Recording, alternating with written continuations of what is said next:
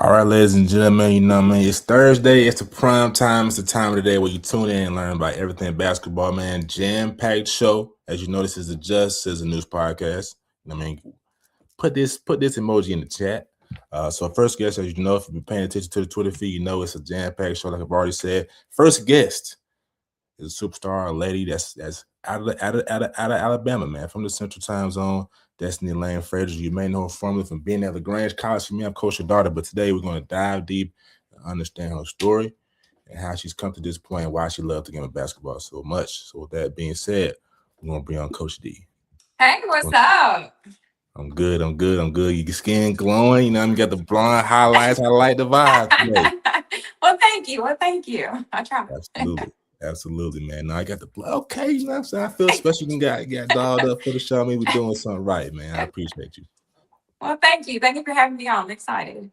Definitely. So what I'm saying. So from Alabama, like I said, coached at LaGrange. So how did you come from Alabama to the state of Georgia? Oh, goodness. A long, long career path, but I definitely started off coaching 2014. Well, actually, I started in 2012. I was AAU coaching Alabama Roadrunners, which, if you know anything about Alabama, that's one of the AAU teams. But yeah, I started coaching them for Emmanuel Bell. He was the big time coach at Winona. And I wasn't getting enough, man. I thought I wanted to do physical therapy, and I was like, man, this ain't it. Like, I was not having it. So I actually went back to school to get a PE certification so I could teach in school. And I started coaching in 2014 as an assistant coach at Hueytown High School. And I was the head volleyball, head soccer. And my dream was, coaching basketball. I was like, I'm gonna be a head, basketball coach. But after some years, like at the high school level, I mean, God really just blessed me. I had the opportunity to coach at Berry College as an assistant coach for 2 years. And the opportunity to coach at LaGrange came open. And I mean, it was a huge blessing. I mean, such a big blessing. So, yeah. 100%. So how you coach a lot of sports, you coach volleyball, basketball, and other sports. Do you feel like that kind of sharpened your pencil or sharpened your, your marker as you draw plays or just led young ladies? I mean, I would say yes, definitely. And I didn't realize that really until I became like when I started coaching other sports outside of my norm, which was volleyball and basketball. I played those in high school. That was my thing. I got recruited for both. But coaching like, soccer and, the other sports, I started realizing like, okay, look, it's the same stuff. Just got, maybe different fundamentals or techniques. But yeah, it's definitely helped me, on the path just to kind of figure out how to do things and manage differently. 100%. I asked what coach we had on the other day. I can't remember what coach it was, but we asked him, was it tougher to coach on the high school level than it is to coach on the collegiate level? So with parents, you know what I mean? Like a little more politics to play on a parent to child basis instead of college. Oh, goodness. Man, that's a tough question. I would say it depends. Like, if it's the bigger level, you got all these NIL, deals and stuff. Like the college kids, it's kind of like they're coming at you like, what can you give me kind of thing? Like, you need me. So it's that constant recruiting. High school kids, I mean, they're going to try to buy in. They know it's just one team, they're at that school. So they know they got to make that team, and they know you're the coach. The only way to get away from that is if they, transfer out or go to another school, which is hard at the high school level. Not many parents are just going to up and move their kids. But I would definitely say probably definitely maybe high school, just because college you are picking the players that you want to fit into your system. High school you got to kind of the players you get. But as far as like bought in, I would probably say the high school kids a little bit. So I feel like in between there. So you think the high school kids are a little more bought in? I feel like it. I feel like the college kids, it's like they don't get the playing time. They're out. They're checked out. They don't. They're not getting what they think they deserve. They're gone. They're checked out. So you really, really got to keep them. Just bought into your vision. You got to keep them just all season long. It's not just recruit them like you used to and keep them 4 years. every year, every day, you're trying to keep them bought in. High school kids, it's kind of like they know that's where they're going to be, the high school level. So, yeah. That's well said. Great intel on that. So with that being said, what's your strategy just to how to kind of recruit when you say you go out, you pick the players that you really want? Like, how do you kind of gauge that, especially when some of these players that you handpicking may not necessarily see the floor early on?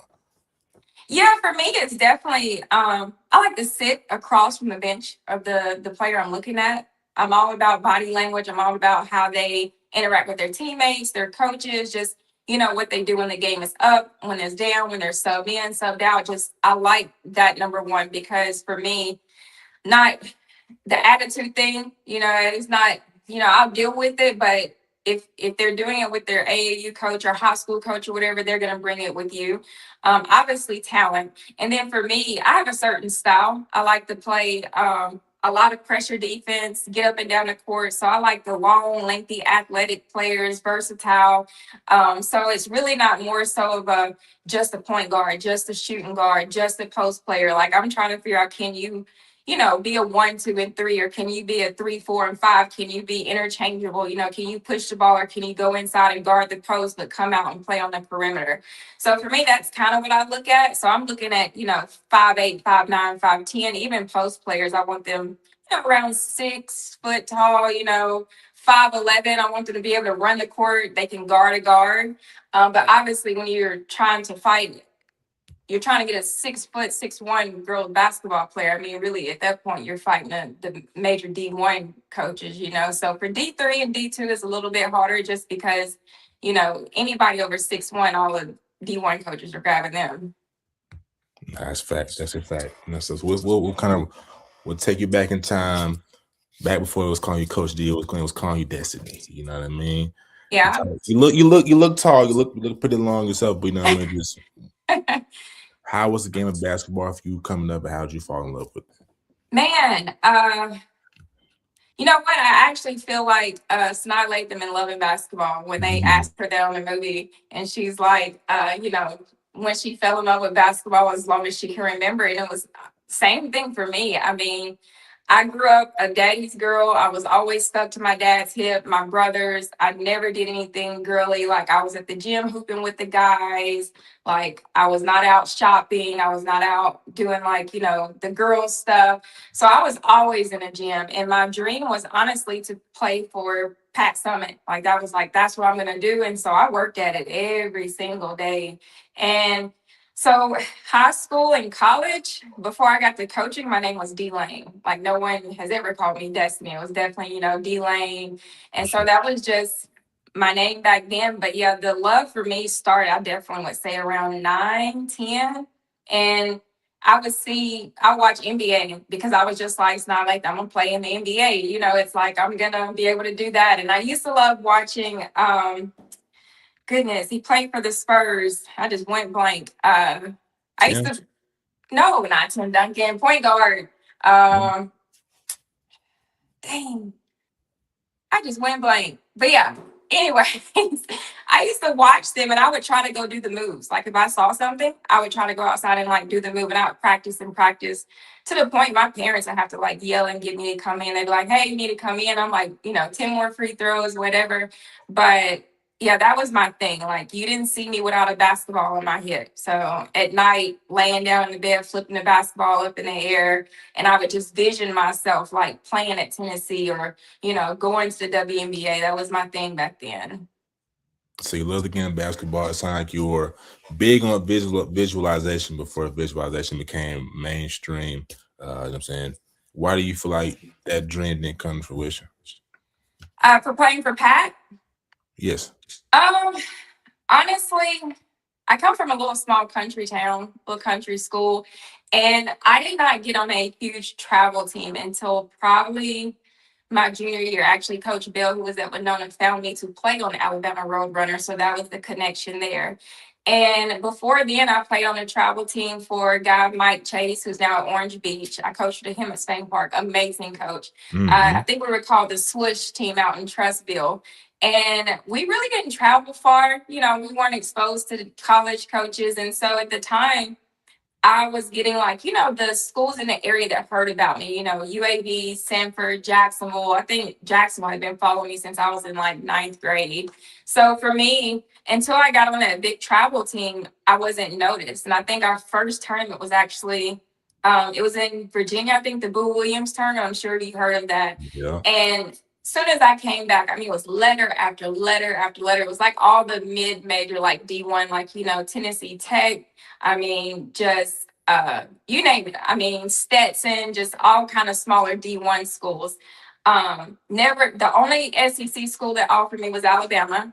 I did get offered by them, and I was just like tossing letters. I'm like, nope, I'm waiting on Pat Summit. Like she's gonna, And so I never forget. I played in front of her, and I watched her. And Coach Bill pulled me to the side, and he said, "Baby," he said, "I'm gonna tell you something." He said, "Pat get her girls about ninth and 10th grade." He was like, "You got to start looking at these other coaches that's really into you before they start dying down." And me being stubborn, I definitely was like, "Nope, she coming through."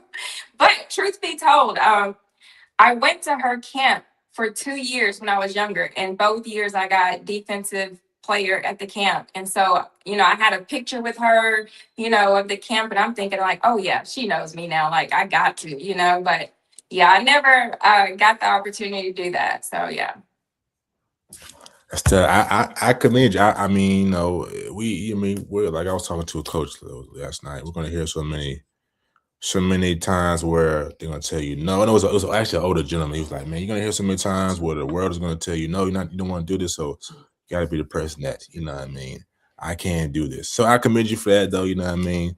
It Yeah. didn't go to plan. But we got a couple comments here. Mr. Tiggle is in the chat, man. Tony Parker was assuming who you was talking about. Yes. Thank you, Tigo.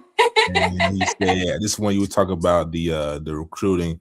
Coach Destiny, parents and players need to hear this now. We'll definitely clear that up, what you just said. But want to get back to your story. Like you said, kind of held out for. Well, let me say this: you have a younger daughter right now. So if she loves basketball, any young lady that you come in contact with, what would be your advice to them today? I mean, just from your story to like kind of put themselves in the position, like if they want to play for Kim Carway, whether they want to play for Coach Don Staley or Coach Kim Mulkey or whoever else, how would they do that in today's landscape? Honestly, so I have a son also, and Right. my son, he wants to play in the NBA. He is diehard. I mean, he has these dreams and visions. My daughter, she's not so much into sports, but I tell my kids all the time, like if you can vision it and you believe, like you work at it, and it's bound to happen. I'm always telling them to have faith and stuff. And so for me, when I talk to my student athletes, my children, anybody, it's just you got to believe in yourself. Like you got to bet on yourself. Like just because you see maybe somebody else she's recruiting, don't doubt that. And I put as example, I guarded a player I knew Pat Summit had offered, and I purposely said I'm going to guard her because I wanted to prove that I knew I was better. And I held her to like I think she averaged, I forgot how many points. I was like, nah, I'm holding her to whatever amount of points. But that was me stepping up to a challenge. And so for my kids, my student athletes, is you're going to go through adversity and you can't step away from that. I think it was Kara Lawson recently talking about like you're always going to walk through adversity. Like you get done with one, it's another one coming around the corner, but it's just how you deal with it.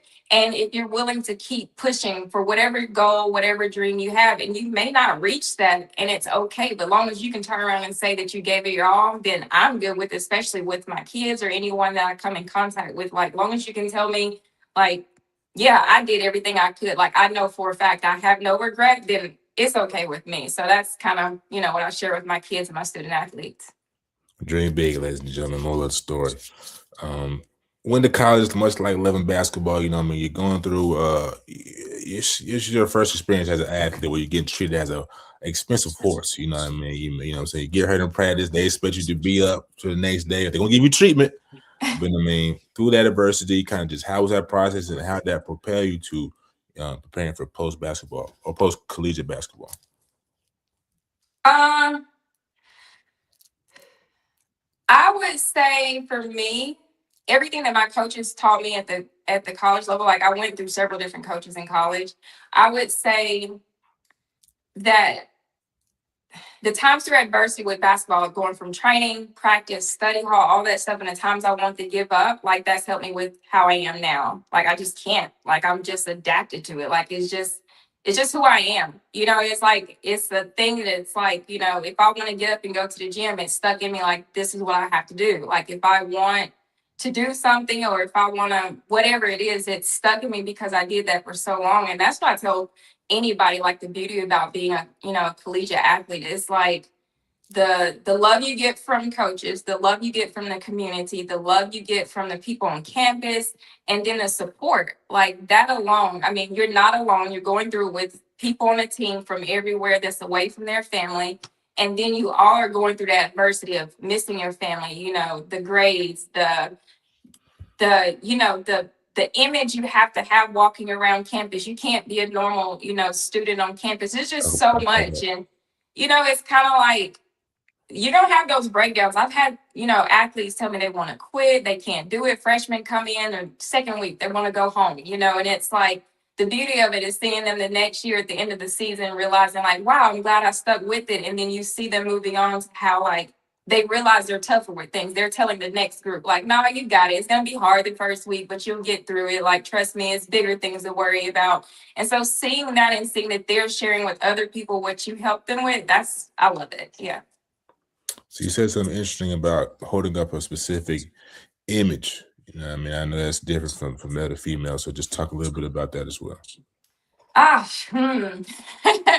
So yeah, I definitely feel like women, we have to hold up a different image. Like, and I say that with coaching. I was coaching one time at a high school, and I'm a very energetic coach. Like, if you see me, I've definitely calmed down a little bit. But when I mean energetic, like excited, like the officials, they usually joke and they're like, "Coach, man, help me up. Like, I need you back in the box." Like, because I'm out there pretty much trapping with my team. Like, I'm out there on the court, and so you know, I've had people be like, you know, it's the question of, oh, how does she act like that? Like Kim Mulkey at LSU, you know, everybody want to say like, how does she act like that? And it's like, I don't see a problem with it, but you name the male coaches that do the same thing, you don't hear anything about it. You know, it's definitely a difference there. It's definitely, you know, we do have to carry ourselves a little bit differently. You know, we can you know, be the dramatic on the sideline, all that stuff. And it's kind of viewed like, that coach is tough or that coach is hard. But then, you know, a male coach does it and it's like, man, we love the passion. We love the, you know, and it's kind of like it's the same thing. So, yeah. Do you think there will ever be a time where it's level or do you think that's Never. Never. Never. Why? I just don't see that ever happening. I mean, it's so much stuff that you still have to fight for. I was reading Dawn Staley's book, Uncommon Favor, and she talks about in the book how she fought for, you know, equal pay at South Carolina. You know, she came in with a certain amount of, you know, her records and everything held the title, but she was getting paid less and she had to just fight for that. And I mean, that was not too long ago. I mean, just that alone, you know, pay or just how things are. I mean, look at men and women's basketball. Look at the NBA and WNBA. Why are we still fighting for WNBA to get paid more? I mean, they're both putting the same amount of hours. They're putting the same amount of time, the work, the discipline, all that stuff. Why is the difference? So no, it's never gonna. I personally don't think. I mean, if it does, maybe 10 years from now, maybe. I don't know. So did you have to fight for how much of a fight did you have to put up for your collegiate coaching career? Man, that's tough, man. It's definitely a battle with college coaching, and I knew that. I mean, I've had opportunities that I have turned down in the past just because obviously or pay or whatever. Like I'm not the type of coach that's just I gotta have it. Like I'm gonna take anything. I'm very everything I decide to do is, you know, it's for a reason. You know, obviously my children and everything, but I mean, it's so competitive. And that's why right now I'm getting my doctorate. I'm actually graduating in May and it's in global sports leadership. So, you know, for me, it's about being smart about what you're doing. Obviously, I know how competitive it is. Like, the coaches are just getting exchanged from one place to another.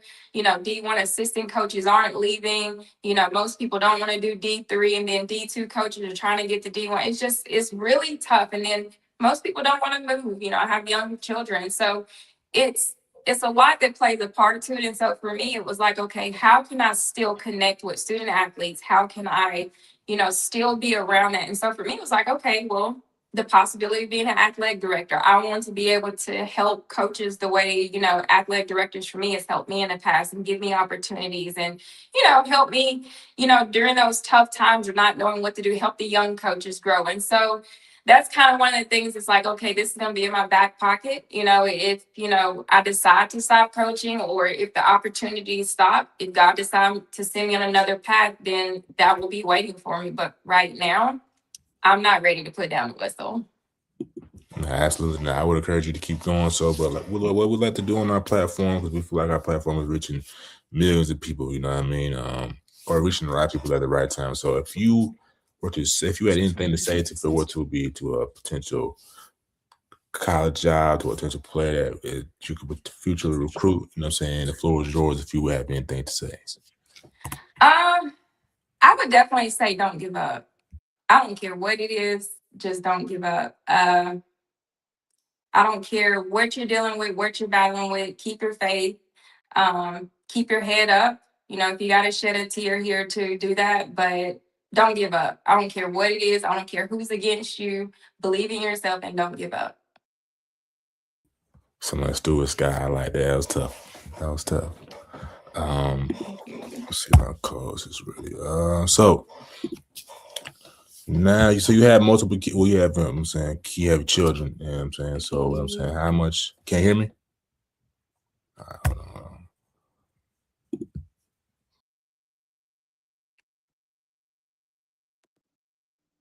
How about now? Yes, I can hear you. All right, bet. So like I said, you know what I'm saying, you have children, you know what I mean? So how much of that do you now kind I of can't. now you can't? Hold on, I'm gonna go out, come in. How you doing, Coach? Can you hear me?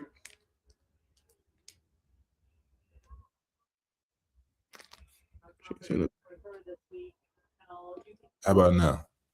Yes. All right. So like I said, you have children. How much of that do you kind of balancing? How do you balance that lifestyle? Support. Support and just, grind it out. Well said. Let's see. So have you talked to any other college coaches that or where you kind of want to be? And like, what have the advice been from them for you to just keep going and pursuing this dream? Yeah, I've talked to a lot of coaches, and a lot of them have just shared how you got to network, you got to connect, and pretty much if that's what you want to do, you go for it, and understand that it's not easy.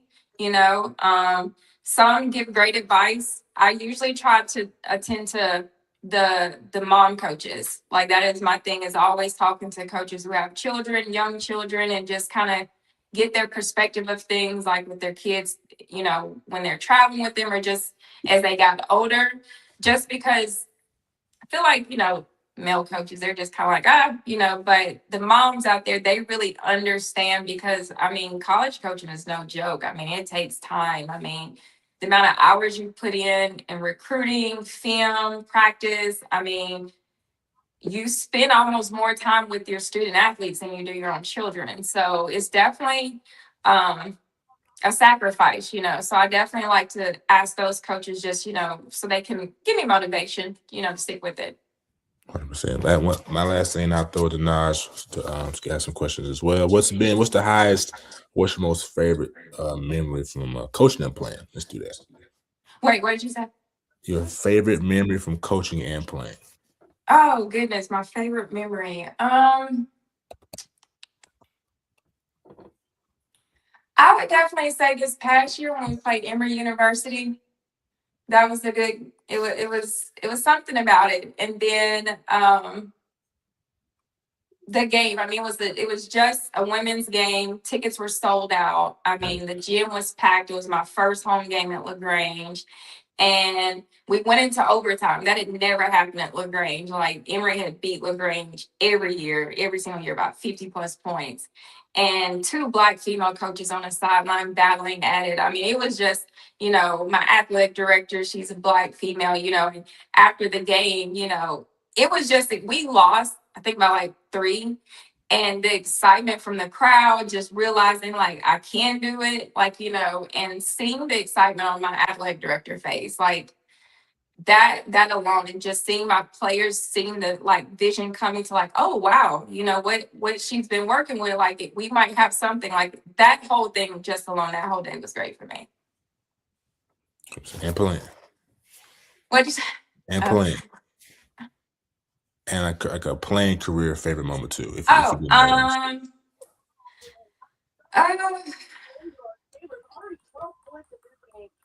think it was probably conference play. I think I went off one game. I think it was my junior year. I think we were playing Tennessee or Austin. I can't remember, Austin Peay or Tennessee Tech. It was one of those teams in Tennessee somewhere. And I ended up having I think my career high was like 22 points in college. And then in high school, obviously, I had my career high, scored 42 points, and I sat out the third quarter, I had like a busted head and all this other stuff. But yeah, I have quite a few playing, so. Okay. Real Alabama legend. Go ahead, Najeh. All right. Can you hear me? Can you hear him? No. In the live chat, be wilding. We had who we had? We had North Cobb Christian on. Oh, it was Mount Vernon. Man, it was bad all night. But luckily it was a recording, and I edited it on up, and you couldn't really tell. But yeah, that's basically tripping. All right, he is. Boom. All right, try it again, Najeh. All right. Can you hear me? No. Still good? That's crazy. You can hear him?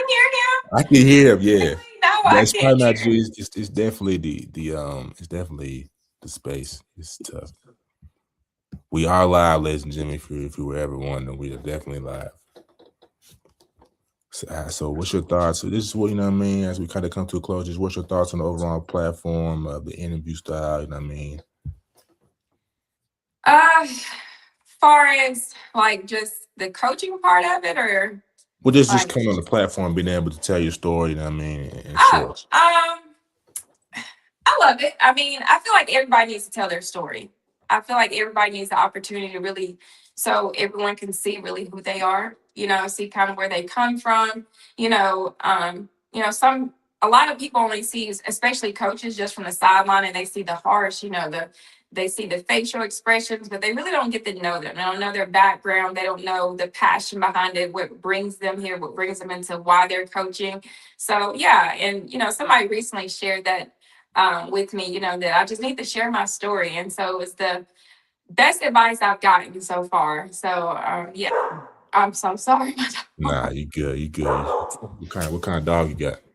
I have a golden doodle. That sounds like a big dog. I don't tell him no golden doodle. Sandy. But yeah, and so actually my dissertation, I'm doing my dissertation on is a very good topic, is called Breaking Barriers. And it's with Black women, like in collegiate athletics. So I've enjoyed doing that. I've interviewed several Black women and just got their perspective on just, how they are in collegiate athletics. That's athletic directors, coaches, like things they've had to face.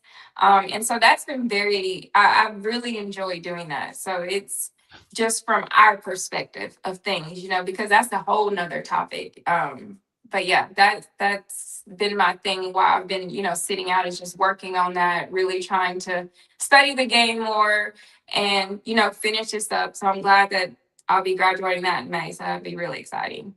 Nah, absolutely. Because we definitely have to bring you back on. We got one more guest coming on. But as we come to a close, is there anything that you want to shout out to the people? Where can they find you at? Where can they connect with you at? Yeah, I mean, like I said earlier, to all the student athletes and kids and everybody out there, like I said earlier, don't give up. All I say is to athletic directors and all that stuff, definitely give your coaches support. Everybody's out here fighting for, understanding you have those young coaches is looking for an opportunity. So give them an opportunity, and yeah, that's about it. All right, thanks again, Coach D, for coming on. Like I said, we might have to bring you on for a little women's bracketology. You know what I mean? Kind of break that down. There we go. I'm down with it. Definitely. Then we'll see you again. Thanks for your time. Have a wonderful rest of your Yeah, thank you. Talk soon. Yes, ma'am. Much love. All right, bye. Bye-bye. There you have it, ladies and gentlemen. That is Coach D, but don't go nowhere. Don't touch that dial. You know what I'm saying? Oh, my bad.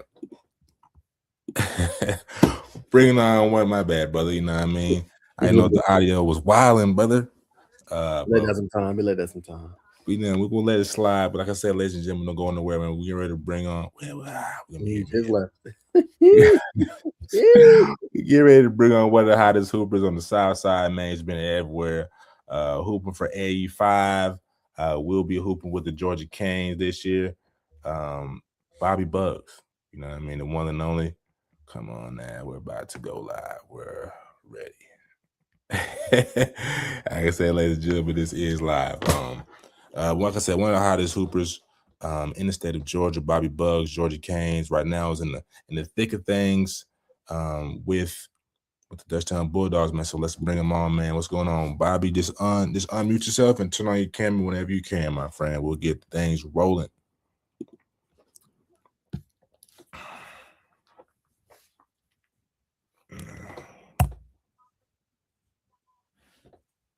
Yes, sir. There's the man of the hour. Just hit that. Can you hear us from me? Yeah, I can hear y'all. All right, what's going on, brother? What's up? I'm good, man. How are you, man? Superstar? That's what's up, man. Say it again. That's how I'm feeling good. I'm good. That's good, man. Hey, I heard you just got out of practice. You know what I mean? You in the thick of things. Just playoff time. How was practice today, brother? Oh, yeah, practice was good. We just had like a film day, or one of our film on Lansington. That's how you say it? Lassiter, yeah. Just had a film day. Okay. So you had a film day last day. Y'all play them tomorrow, right? Play Saturday. I got a Saturday game. Easy. All right, man. So, and it's at home, sure. No, it's away. It's away. All right, man. So you Yeah, hit the road. got third in the region. So every game is away. How do you feel about that, man? You know what I mean? To be honest, I like our side of the bracket. Coming third in the region, I know we came short. We like about 2 noon. I feel like we played hard. We could have played more as a team, but we fell short. But I like the side of the bracket. I like our outcome, or how our outcome could be. 100%. So we'll go straight to Lassiter, but I will say for the viewing experience, man, you are on the Gainesville side of the bracket, though a lot of people have Woodward Academy winning the whole thing. Just for talking points. But Lassiter this Saturday, man, without revealing too much the game plan, just how are you feeling about that that matchup, man? With the Gainesville? Lassiter. Oh, Lassiter. I feel good about the matchup. I just feel like we have to close out with high hands because we know they're shooters. We have to be disciplined as well because they're a real disciplined team. They have a great coach. So those guys are going to come out, run their sets all the way through. They're going to swing the ball where they're going to play in the gaps on defense. So we just got to come out, be disciplined, play together, and play hard. 100%, man. And for you said they like to play in the gaps. I feel like that's telling, man, from Mr. Bobby Bugs' play style. You know what I'm saying? We could let that thing go from 35, 40 even. But when you break down your game, man, just how dynamic you can be, man. Just how did your style come about, man? Very quick twitch, get downhill. You can do it all, bro. So how did that come about? I feel like it came about. I want to give a shout out to my trainer, small ball training. I've been training with him since like 6th grade, and He just helps. He helps with my handle. He helps with my pace. He helps with moves like in game, just being creative, really being creative. And he helps with like keep my handle tight right and being like quick and shifty. 100%. What it is? Do you know why they call it small ball, brother? Small ball, cause I ain't gonna lie, he like 5'5". He definitely got sauce, like for real. Y'all play 1-on-1. Y'all kind of go at it, or he's a little older. You don't really trying to get on the court. I usually be some guys pull up and train. Like it'd be maybe like 4 people in training session. We get 1s in, 2v2s. We might go full court, but like before that, we do like ball handling drills, finishing drills, and we get shots up. Like we do like maybe like 3 shot scenarios or 4 or 5, 6 shot scenarios and stuff like that. Why is that? Why is doing? We got some comments in the chat, man. We got brother Samuel and Jeremiah Samuel. Yes, Bob. You know what I mean? Got some love out here, man. Oh yeah.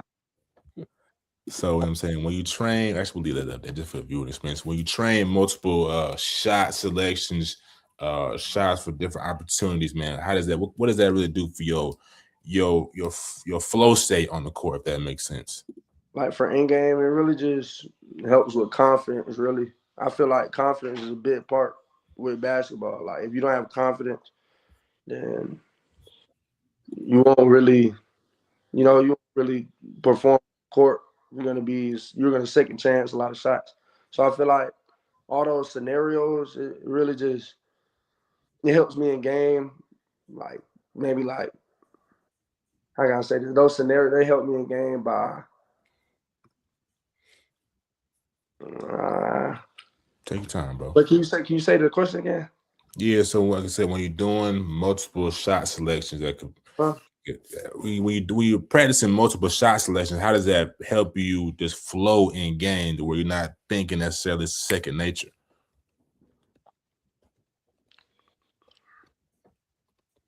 Well, one more time, please. All good, fam. All good. So like I said, when you're practicing different shot selections, so y'all could do some dribble pull-ups, y'all could do some scenario when y'all coming off screens. How does that help you just flow in game and not put too much of your mind into the game? If that makes sense. Not really. I feel like it helps because like during training sessions, we're just being creative. So in game, when I get in the game, I just kind of do it. It's just kind of taking different angles, stuff like that. Yeah, that makes sense, brother. So you know what I mean. I'm not sure what the average is. I don't see it on Max Press, but I know you're averaging more than 15 points per game, man. Do you feel like you're at your peak, man, or just how much can your game evolve going forward?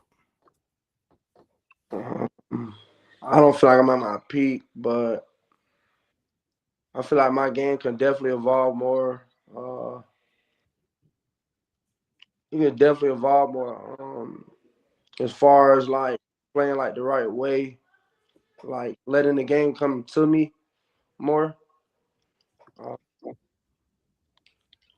Like as far as like my shot selection too, like taking shots early in the clock or maybe like passing the ball and then cutting to the ball, getting it back, get my teammates the ball first and then cutting back to the ball, coming back to the ball. Yeah, I feel like I can get better at that. But yeah, I'm definitely not at my peak yet. It's definitely more to learn. Well said, brother. Bobby Bugs, man, you know what I mean? It's got to be a statewide name at this point.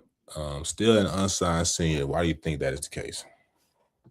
Really, because of the portal.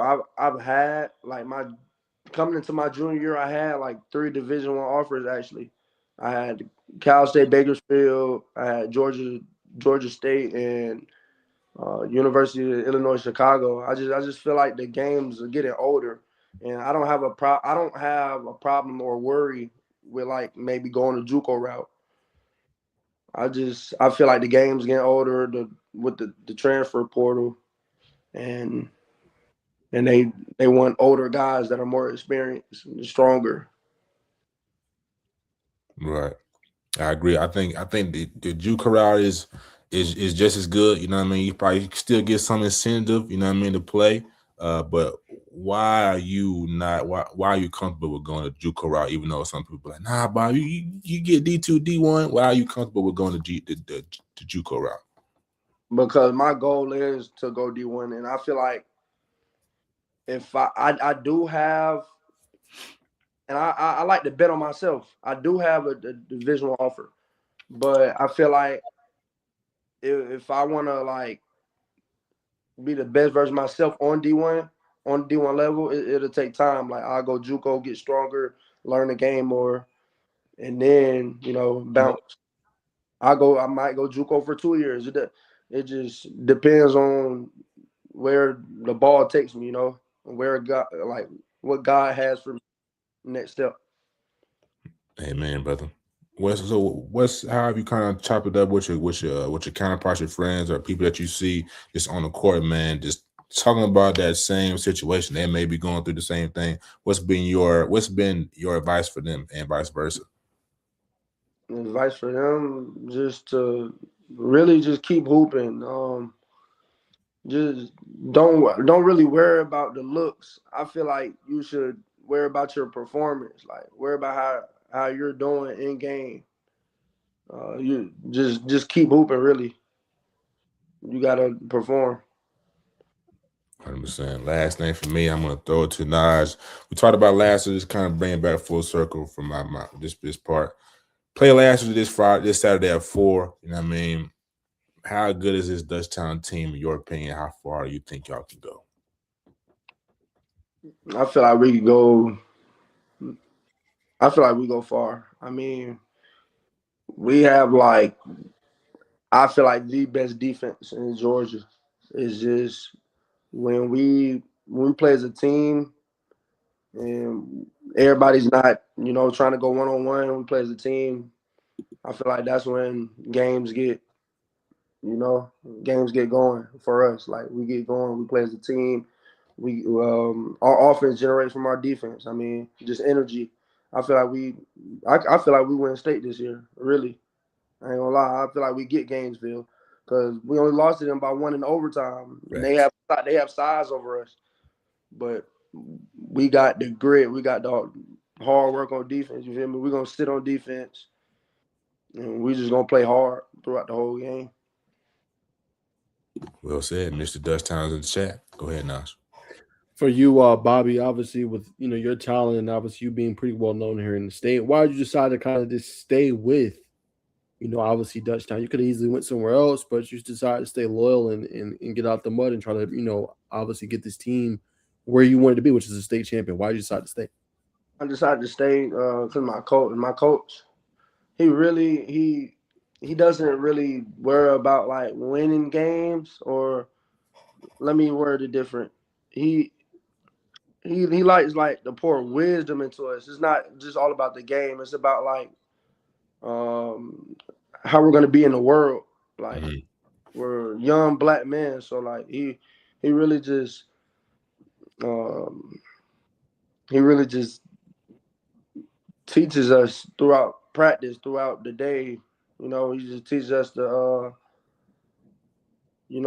he just teaches us like life lessons. Life stuff. Yeah, life lessons. That's what I was trying to say. Life lessons. Okay, got you. You're obviously so deeper than basketball. That's obviously very powerful, Bobby. With your journey obviously being different, like I said, I think you have the right mindset when you approach like, look, wherever I need to go to get to my end goal, I'm gonna go do. How do you feel like maybe your journey can be maybe inspirational for the next gen? That let's say you got a kid that's growing up through Dutchtown, and what I'm saying, he wants to get to the next level or aspire to where you want to be at. Maybe your story, your journey can inspire him. You said, how can my journey inspire him? Yes, sir. I feel like my journey can inspire him. My journey can inspire him by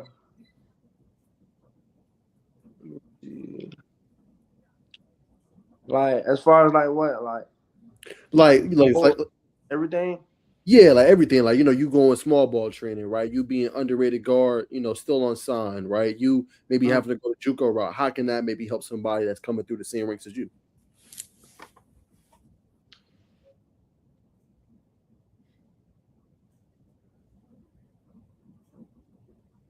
Wait, can you repeat the question one time? Yes, sir. Yes, sir. So how do you think your journey can help others is basically what I'm trying to say. How do you feel like you being underrated, what I'm saying? You obviously having a very talented, player on the court. How do you feel like your journey can maybe help that next person? Like, you ever see, like, let me put it in these terms. You obviously probably like players that play in college or NBA, right? Let's say, for example, it's Kyrie. Like, I'm sure he inspires you or whatever NBA player. How do you feel like your journey maybe can inspire the next gen like that? I can't even answer that. Okay, I respect that. No. Push. I feel like I know. Oh, I respect that, brother. Let me ask you this. So obviously you talked about the season.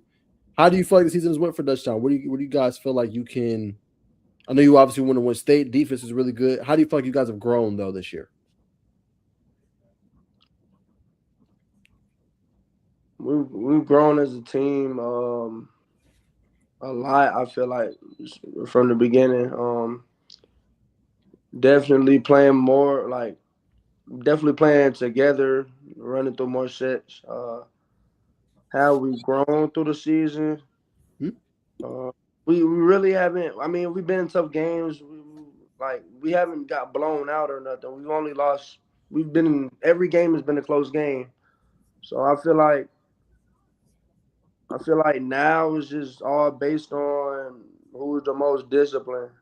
Uh, like I said, defense. We have to lock in mentally. We have to be on our assignments on defense. Period. Okay. I think Bacon said you were going to be running with Georgia Kings, I believe, in the spring last summer. I know you ran with 85. How has that made you maybe better on the court, playing with guys like Jalen Wingfield, all these top end players? How's that made your game better? I mean, oh yeah, I want to give a shout out to my Coach Martell for giving me that opportunity playing with them. How did that make me better over the summer? I mean, just playing the top players. I mean, playing on the top, like one of the top circuits. Jalen, of course, Jalen and Trey.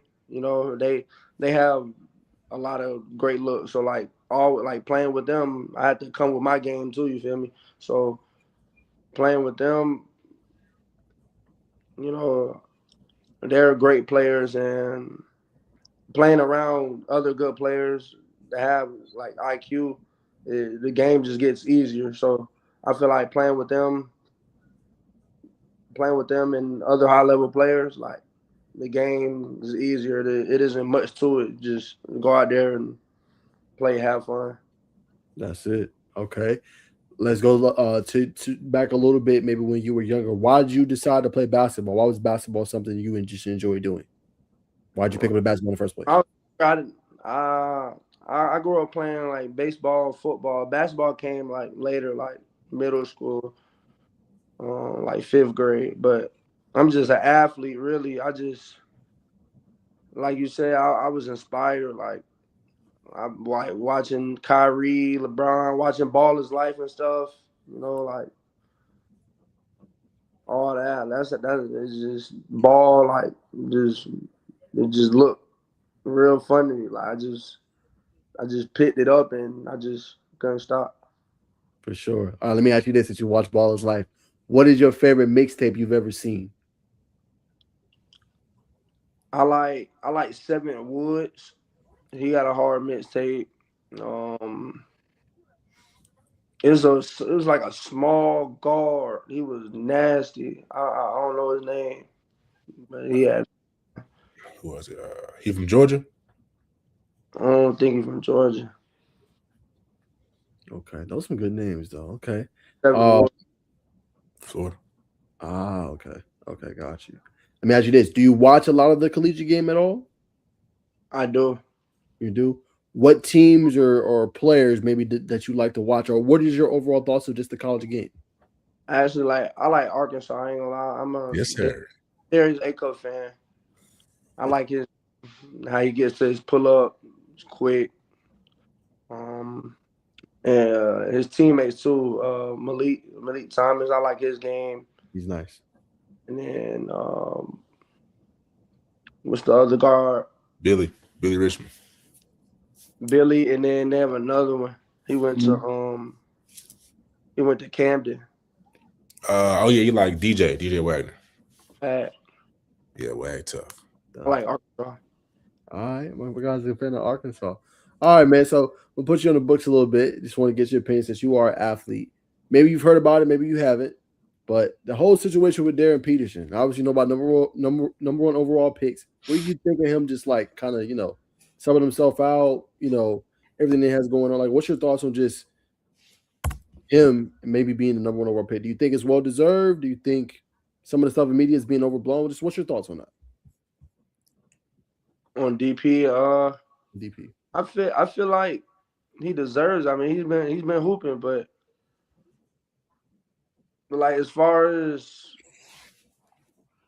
I feel like it's really hard to say because I like what's his name? I like the Banster. I like the Banster too, but Darren, I like him. I don't know. I can't say. I don't know. I feel you, brother. Okay, I respect it. Let me ask you this: what are your thoughts on just media and basketball athletes? Like, do you feel like the relationships are good? Do you feel like media does too much? Do you feel like it helps y'all? Like, media definitely. If you got more cameras on you, you're for sure gonna be looked at more. I feel like media changed the game for real. Like, it could be a kid that say he's not on the circuit and he's nice. And then it could be the kid on the circuit. He's not as good as that kid, but the cameras are on him. I feel like the media plays a big role now. Posting film, posting highlights and stuff. It's definitely a big part of basketball now. 1,000%. Let me ask you this: if I thought about the bacon, Bobby, do you feel like, obviously talk about how big media is, do you feel like players pop more on Instagram or do you feel like pop more on X? From your personal opinion. I feel like there's more coaches on X. So posting your film on there could be better. Instagram is more like for like mixtapes and like mixtapes. I feel like that's what Instagram is more for. Mixtapes and like other brands posting you. Okay. So do you, Bacon? All right, for sure, man. So, man, by what you be on, man? You know what I'm saying? I see you got the plain Jane sweatshirt on. You know what I'm saying? What's your style, brother? You look real calm. Great jacket. I mean, with the fashion. Yeah.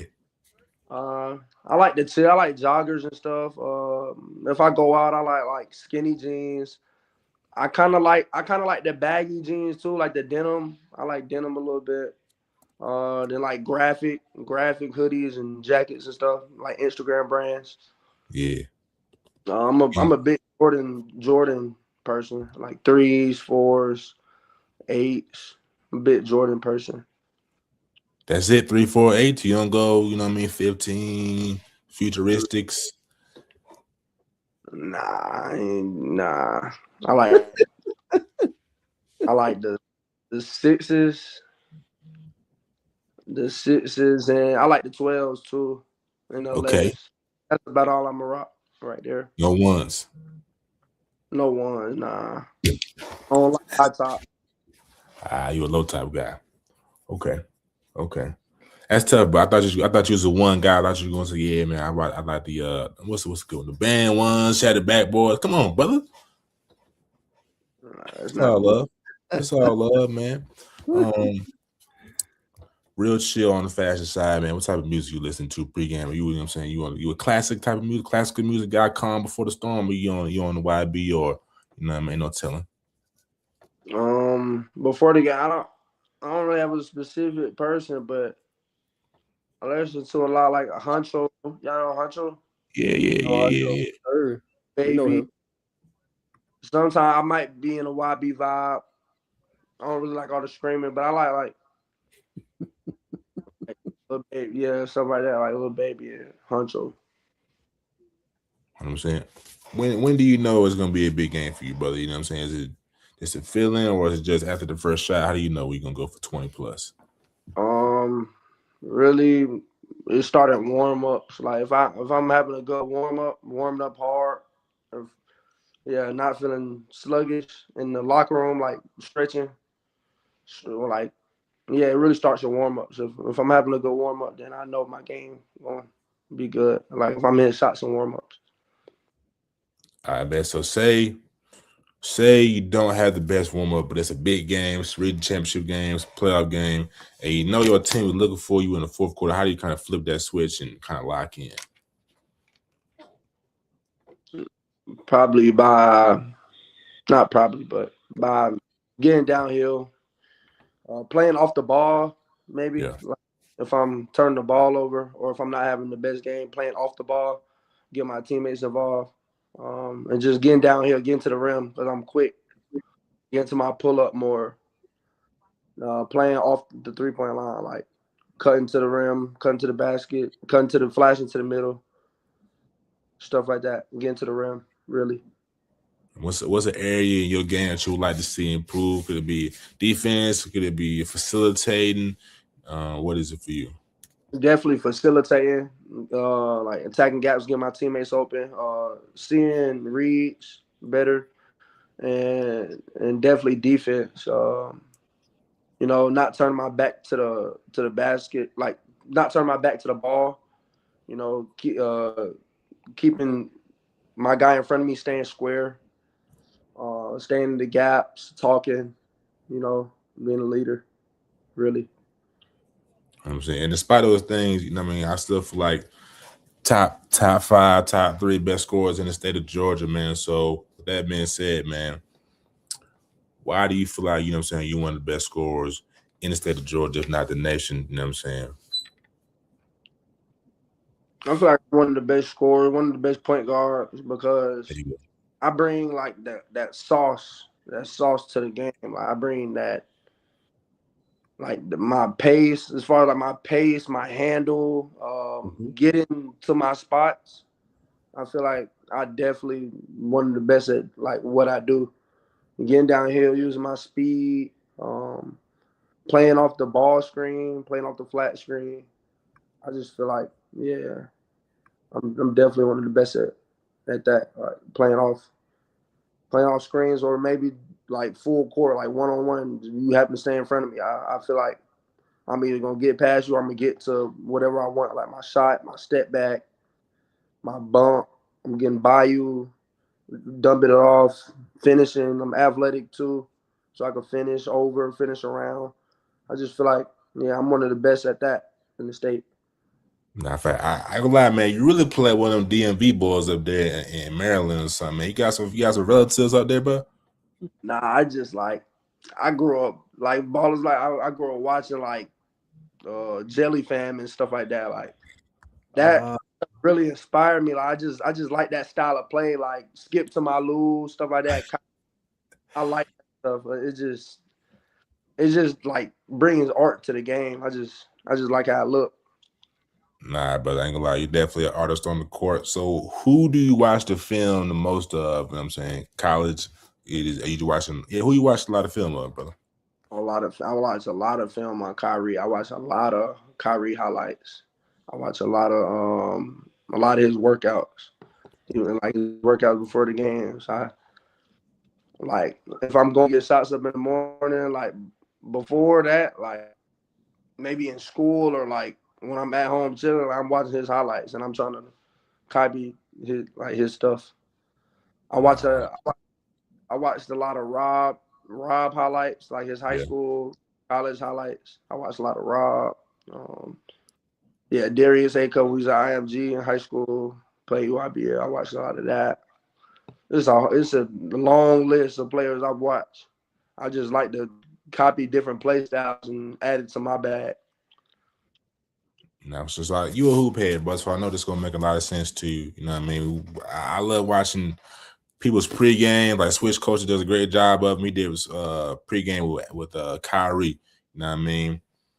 Do you feel like your pregame was just as not gonna say was just as entertaining because it's Kyrie, but maybe for you, do you feel like your pregame is interesting enough for people to sit down and watch 5 minutes or 3 minutes of or whatever? Yeah, like coming from me, I feel like it is. I would feel like it would be. What would you do that most people would like be intrigued about, like would capture their attention? Is it how you dribble? Is it how you go English off the glass? What is it?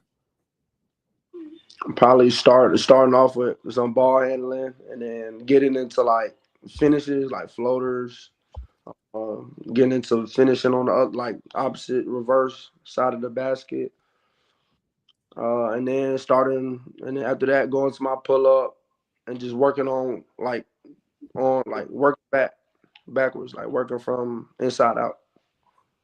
How early? So how early do you kind of get shots up pregame? Are you an hour in or 2 hours before? An hour before? 2 hours before? Oh yeah, it'll be days where like before the game, like 2 hours before the game, if we're still at the school, I'm getting shots up then, or I'm getting shots up that morning. I'm getting shots up. So this Saturday you got to try it. Last year help me out now. Last year's like North Georgia, kinda. Yeah, it's near Marietta. Okay, it's not too bad. Come from here, County.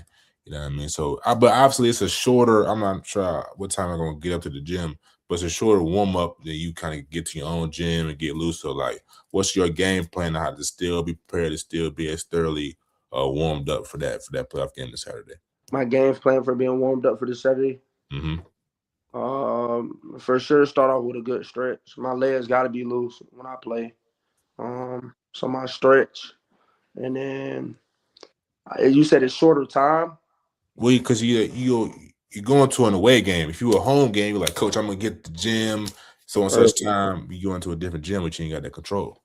Just getting loose and then just instantly getting shots up. Like when we get there, because I know when we played South Paul, then we got to get shots up, and then we went back to the locker room. So really, yeah, just get my shots up, try to get my shot going. I know it's gonna be a different rim, so yeah, just get my shots up, and I think I'll be fine. 100%. Last thing for me, I'm gonna throw it back to Najeh, man. Played on 3SSB circuit, haven't played on the EYBL circuit. Just how competitive was EYBL circuit? I mean, 3SSB circuit to you? I feel like it was really competitive. It was. I feel like 3SSB could compete with EYBL too. And I played one session EYBL. I think it was 16U, but that's tough. It's definitely a little skill gap between EYBL and 3SSB, but 3SSB had players like Taylor Kenny, Dan, of course Kevin Savage, Caleb Pope. You know, they definitely had some hoopers too. So I feel like top 2 circuits, best competition, players from all over. Question for you, Bobby, on that point of playing in the 3SSB circuit. You talked about how a coach helped you get the opportunity to play for AE5. What do you think is the best way to, I guess, go about, getting on a circuit like that if you're a player? You don't have a coach. Coach Martell, I knew him from College Park Rim Rockers. Like when we was 7th grade, I used to go to workouts. I used to work out with them. We used to he picked me up. Like he let me run with them in a couple tournaments. And that's when I just took off. Like you definitely had to have connections, and I just had that connection. And I got back with A5 my 9th grade year, and then that's where it all just took off. I'm playing with them since 9th grade. Great. Let me ask you this: what's the best AAU team in the state? You think? Best AAU team in the state? Yeah, I'd say Game Elite. Over the Celtics? Yeah, I mean we beat the Celtics. We got a long history though, brother. You talking about like as far as history or like now? No, just now. No, we're going now. No, not history, Bacon. Game Elite. say Game Elite. They won the 3SB circuit. So I would say them. Over the Stars too? Yeah, over the Stars. Back to back? You talking about the Georgia Stars? Yeah, they went back to back. Peace Jam. But you talking about 2028s though. Yeah, he said we talking about now. I'm talking about 17s. I'm talking about my age group. Yeah, he's talking about his age group. He's talking about the younger generation. I'm letting it slide, Bob. Okay, all right. How many teams is it, Bobby, that I'm missing? Obviously, what is Georgia Stars, Atlanta Celtics, Game Elite, 85, S4. Is there any other ones on the circuit like that? That be like that's prominent here? AOT was on the circuit, I'm pretty sure. AOT. Who else? You got Team Scoop. Team School on the Puma. It's a lot of Puma. It was a couple of Puma teams this year. Land Express. Land Express on Under Armour. Who else? That might be it. That might be all the shoe teams. I don't think it's many. Okay, that's what I thought, Bobby. Oh, Jet Academy. Not yet. Yeah. But Jet, I thought Jet was. That's from up north, right? Are they out of Georgia? That's what I thought. That's a good question. I don't know. Yeah, ain't it like further up north, like DMV area, right? Am I mistaken when I say that? I know Kenny Smith team. I know he's from North Carolina, but you gotta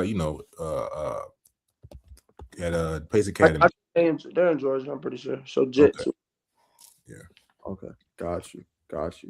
All right, man. So we talked AAU ball. We obviously talked about some of the teams on the circuit. And we talked about obviously how competitive it is. Do you feel like the game is in a good spot, Bobby, if you had to say? Right? Do you think AAU gets a lot of flack? Do you feel like it's in a good spot for playing into yourself? Yeah, I feel like it's in a good spot. As far as like what, like you said AAU? Yeah, just in general. AAU gets a lot of flack on I don't know if you've seen the KD comments, but a lot of them say American basketball is not good, European basketball is better, whatever it is. Like AAU's damaging kids' development and stuff. So just wanted you to take what you thought about that. You playing on the circuit, and you feel like it's the case, or you feel like like ball is great. No, I feel like ball is definitely great with the AAU. I know some kids have problems with confidence, maybe coming off the bench or not getting as many minutes, but I didn't have that problem. I mean, we ran with 8 players. So everybody's getting plans on, everybody getting the opportunity. So I feel like it's your situation. Whatever situation you're in, you have to make the best of it. Period. Okay. So talk about what you want to accomplish this year, Bobby, and what you obviously want to do at the next level, next stage. I don't think we talk about your parents, but how big of an impact has your parents had on you and obviously your career with this basketball thing, and how have they impacted you? Man, without my parents, I probably wouldn't even be on here. My parents are a big part of this. We're making my every move, my decisions, helping me with that. Just keeping me disciplined, really. Telling me the right things, steering me in the right direction. Keeping me out of trouble, really. I feel like parents are a big role, in this. A lot of, I'm blessed, really. A lot of kids don't have, those figures to keep their head straight. So I feel like my parents have been doing a good job. For sure. Bobby, what would it mean to you to go play D1 ball and play it at a high level and be, one of those stars or one of those top end players on one of those D1 programs when you get the chance to? Honestly, it would mean the world to me. That's been my dream since I was a little kid. I want to make it to the next level. But really, anything I would have did, if I would have played baseball, I wanted to go to the next level. Football, but I chose basketball. This is my dream for real. Basketball is something I want to. I know it has an end to it, but basketball is something I want to do. This is what I want to do for real. So that just would mean the world to me. And of course, with the NIL, I'll be able to help my family out. I'll be able to, feed them, also feed myself. And if I get to take it farther than just college, then that's my goal. One more before I throw about the bacon. What's been your favorite game, Bobby, you've ever played in your life?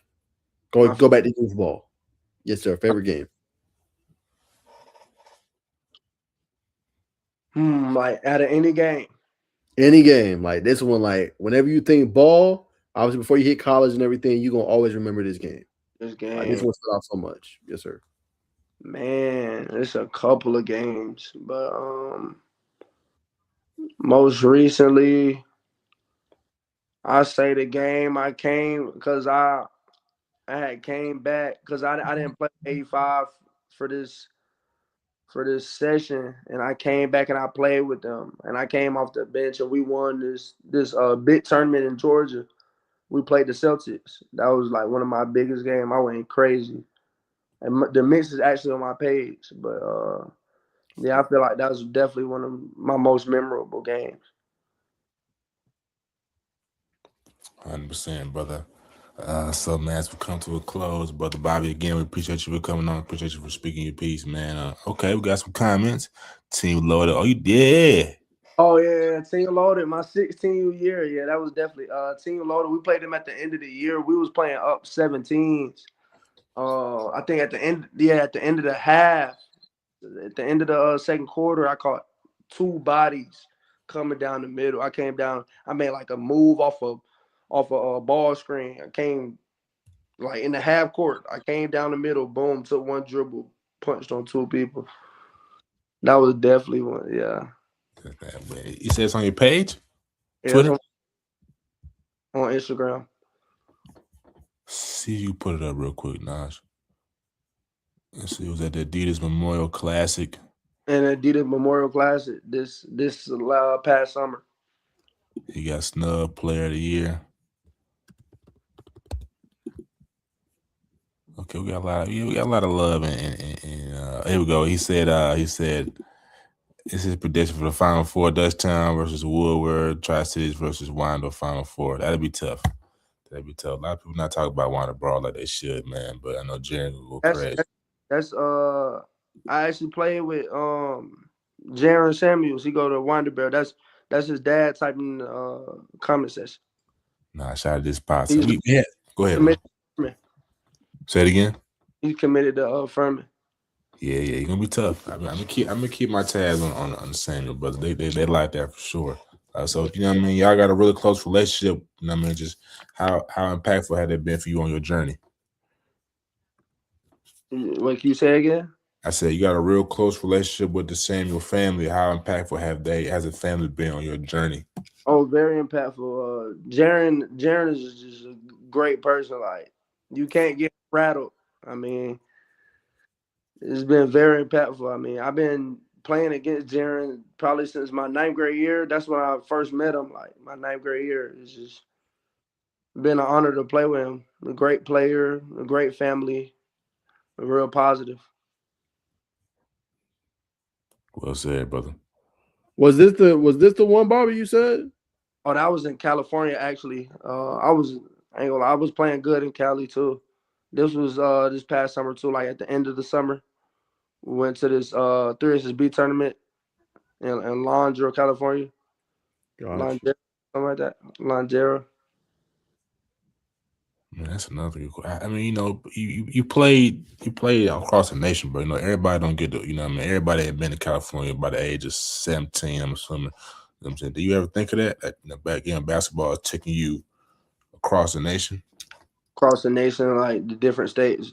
Yeah, it's definitely a blessing too. That's why I shouted out my coach Martell. Like I really thank him for the opportunity. It's a blessing. Let me know if you see it, Bobby. Maybe I'm tripping. He cut out. What is it? Top, Okay. should be pinned. The top should be pinned Top right right there. This one? To the right.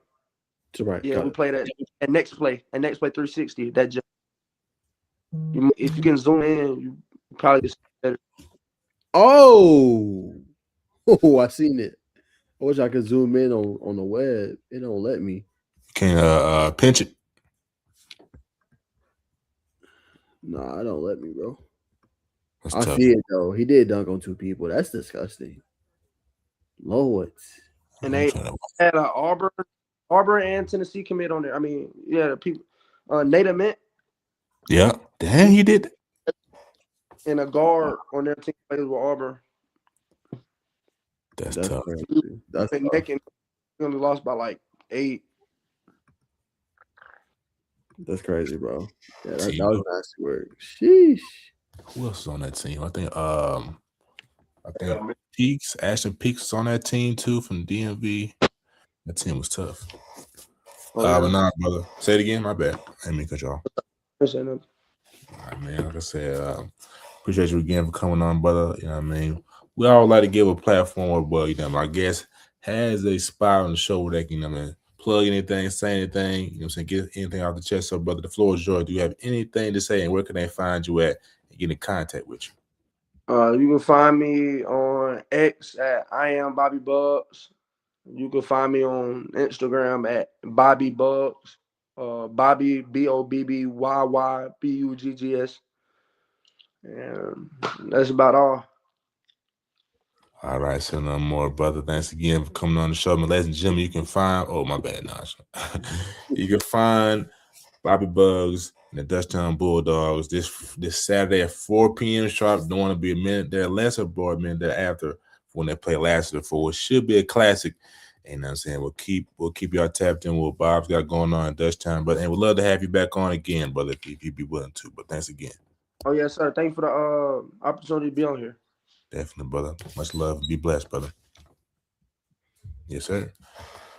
So there it is, ladies and gentlemen. Like I said, we got that knowledge. You know what I mean, Coach Wallace, man. Appreciate you for helping me start the best, man. I almost forgot, so appreciate you for tuning in as always, man. And Jimmy, yeah. I got Jimmy, man. T-shirt and Levi's is my only disguise. What's up, fella? That sounds like a bar. That sounds like you might wrote raps back in the day, but I gotta give you credit for that. Jimmy's also a fan of the Jordans, like the 11s, like the 9s. Let's see, DP Tough. This let's see what cool Mr. Samuel's talking about. He said DP Tough, the sub outlaws, think to avoid wear and tear. And that's terrible. Why go to college then? Just go to the league.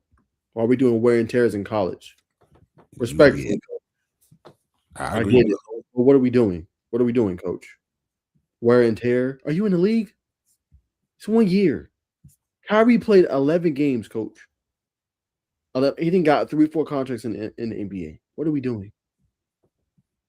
That's all I'm saying, coach. I respect it, but come on, man. About calls for wear? Stop it.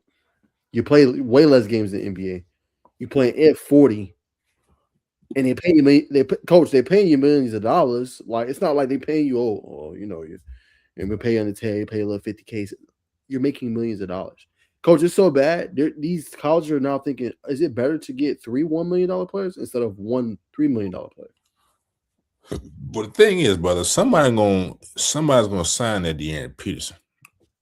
You know what I mean? I'm not saying that's the problem. That's fine. And we know the problem is not the talent. We know bro talented. We know bro is pretty much number 1 overall pick.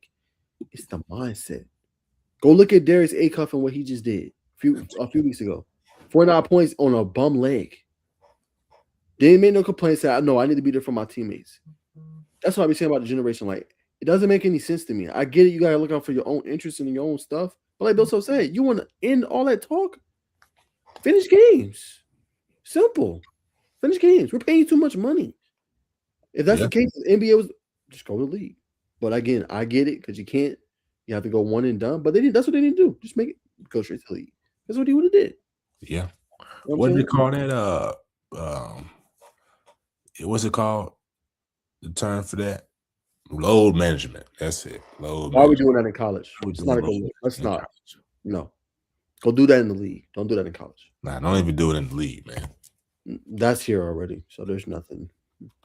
You don't. I think they need to change that because a lot of, like you said, like it's a lot of parents, a lot of hard. You know, what I mean, blue collar workers are spending hard on check.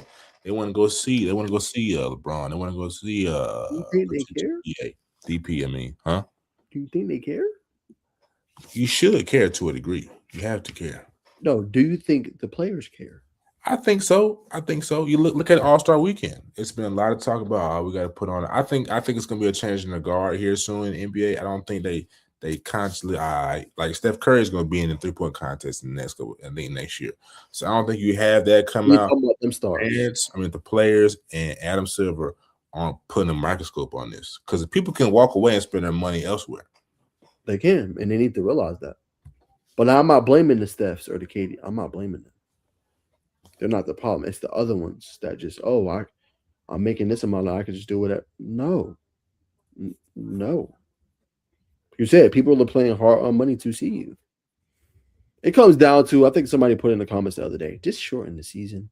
Go to 72 games or about 68 games. Yes. It makes it more exciting. You play a little bit of less games. You talk about this wear and tear BS. Just bring down the season a little bit. What's 14 games? What's wrong with that? Nothing. So you want to take 14 games off, so that'd be what? 62, so what, 60, 66, 64 games? No, it's 82 games. 54 games. No, it's 82 games. Oh, that's right, 82 games. I'm sorry. You go 72, that's 10. You add 4, it's 68. Take it around that point, about the 65, 68 range. You know what I'm saying? Shorten the season a little bit. 20. I just say that because you'll get a better product, I think. You think so? You think 15 games is going to be a big difference between players playing and not playing? When you look at how long these playoffs are, these 7-game series, I say you keep the NBA season the same, and you shorten the playoff games instead of having every game 7 series, first 2 rounds, 5 games. They used to do it back in the 70s and 80s, 5-game series. The problem is you got these owners. It's trying to milk the playoffs. Like some of these series shouldn't be going 7 games. Some of these should be 5, 6-game series, 5-game series. I think I agree with you. Spread out. Go ahead, bro. No, you're right. I agree with you. I would say make your conference finals 7-game series if we're gonna do that. Conference finals on each side in the finals. That's it. Everything else should be 5-game series. I'm in agreement. Book it. So my clip this send this to Adam Silver's desk. Nah, that's a face, man. See, we got I know it. Appreciate if Pops is still watching, man. I'm glad you enjoyed it, man. Appreciate you again for allowing us to interview your son. Got a great son. Gotta keep going, man. Sky's the limit. It's not about how you start, it's about how you finish. It's about the belief in yourself. And it's about the people you connect with, because your network is your network. You already know that, man. But thanks again for allowing your son, Bobby Buzz, to come on the Justice News podcast. If anybody else would like a son or daughter to come on the podcast, hit Najeh and Bacon and DMs, man. But we'll continue to go on with the show. Short, here we go. Okay, man. Short and postseason 1 round. Okay. Short and preseason. People have their own opinion about the preseason. I don't really mind the preseason being this length. I think it's how players get in rhythm. Though I've never played. Obviously, I've never played NBA or collegiate basketball. But I think that's kind of where people kind of get in rhythm in the preseason. You know what I mean? Live looks, fans. Now, the postseason, I agree. I think the whole play-in thing, it just doesn't have no relevance. Everybody can get in at that point. It's 20 teams. It's only 30 NBA franchises. Yes, you might expand to 32, but more than half the leagues getting in. You're not making the regular season any incentive. Now, most people feel like that about college football. Like, oh, well, it's 12 teams. How many more we're going to do? It takes away from the regular season. It doesn't actually. You know what I'm saying? You can just get in more if you have 1 or 2 losses, right? Mm-hmm. When they allow that play-in stuff, you're allowing teams that shouldn't be in to get in, right? Teams that should be going home to get in, right? So I get it. You want to give those lower teams, instead of tanking, a chance to play for something. I get it. But at the same time, that made it worse. 8-8. If you want to get the 9th team in, okay. What you do with the number 9 team is you let them have a play-in with the 8 seed. Whoever wins that game gets in. The 8 and 9. 1 game only. 1 game only. 1 game only. Each conference. That's it. Over. Whoever wins is the 8 seed. 3 days later, they play in the first round. That's it. That's it. And I think the NBA Cup needs to have more significance than just a mid-season trophy. It needs to have some significance to the playoffs. At that point, it's going to get repetitive to fans, and we need to see some with longevity payoff. It's already there. I think to your point, Bacon, make it to where if you win, you get an automatic playoff spot, right? As an example, or hey, you can get this type of a seed. Like you said, Bacon, give it some kind of incentive, right? Yes, does that mess things up for some people? Sure, right? But let's say it is a number 10 seed. Okay, you get an automatic spot. You still got a plan for this. Whatever. Make it incentivizing. You get an automatic spot into playoffs. You get a top draft pick next year. Whatever you need to do. We just throwing out ideas. Just make it interesting. That's all we're saying. Make it intriguing. Just like, oh, well, this is just more than just money, because at that point they got money. For the low list players, it means more, but for the higher, well, we get automatic top draft pick. Okay. Oh, we can get an automatic playoff spot, or we get a guaranteed play-in spot, no matter what the records is. Something of that magnitude. I like draft pick, but that's a little more towards the front office. Well, front office gonna bring that hammer, but that could be a little more incentive for the players to perform. I was about to say something else too. Also, for my LeBron haters out there, first team to win the NBA Cup was the Lakers, and LeBron James hosting them that trophy. Do I think he's the GOAT? No, I don't. Credit's got to be credit. Credit's got to be given what credit is due. But while we're on high school, man, let's look at the 5A bracket. While we're here, man, we got some 5A lovers in there. You know what I'm saying? 5A lover viewers, and we'll tap into maybe 3A as well. Kind of give his Coach Wiles is in the chat, man. Shout out to North Carolina Christian for doing that thing. That belt to behind against Trinity Christian. I think they won by 40. So shout out to y'all. But can you see the screen, Naj? Mm-hmm. All right. So let's start off in Dutchtown side of the bracket. We see Evans plays Gainesville. We already know who's gonna win that game. Lassiter plays Dutchtown. Let's look at Lassiter real quick. Come on now. Schedule. Lassiter comes in 15 ranked team in Georgia, 25-3. It's gonna be a good game tomorrow. Very good game. It's not underestimate the Lassiter. What's their mascot? Lassiter Trojans. Beat Roswell beat Roswell close game. Etowah keeps solid basketball team.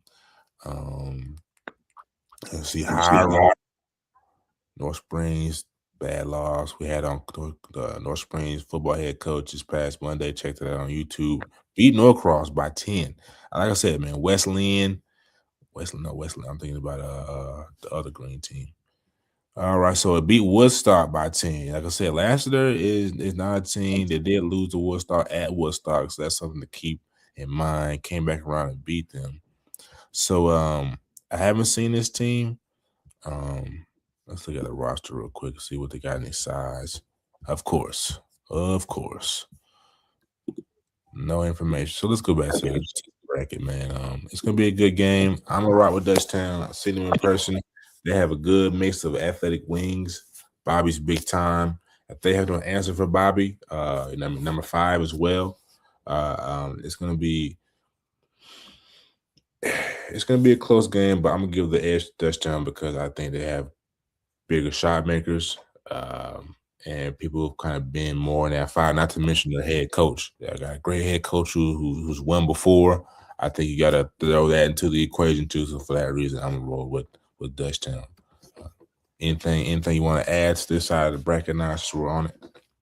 Yeah, I think Gainesville is going to be the team to watch there. They'll probably end up beating Evans, and like I said, I think that's going to be the matchup in the next round. Gainesville's had a pretty good season, man. They've been at the top of the rankings all year long. We know about Kevin White.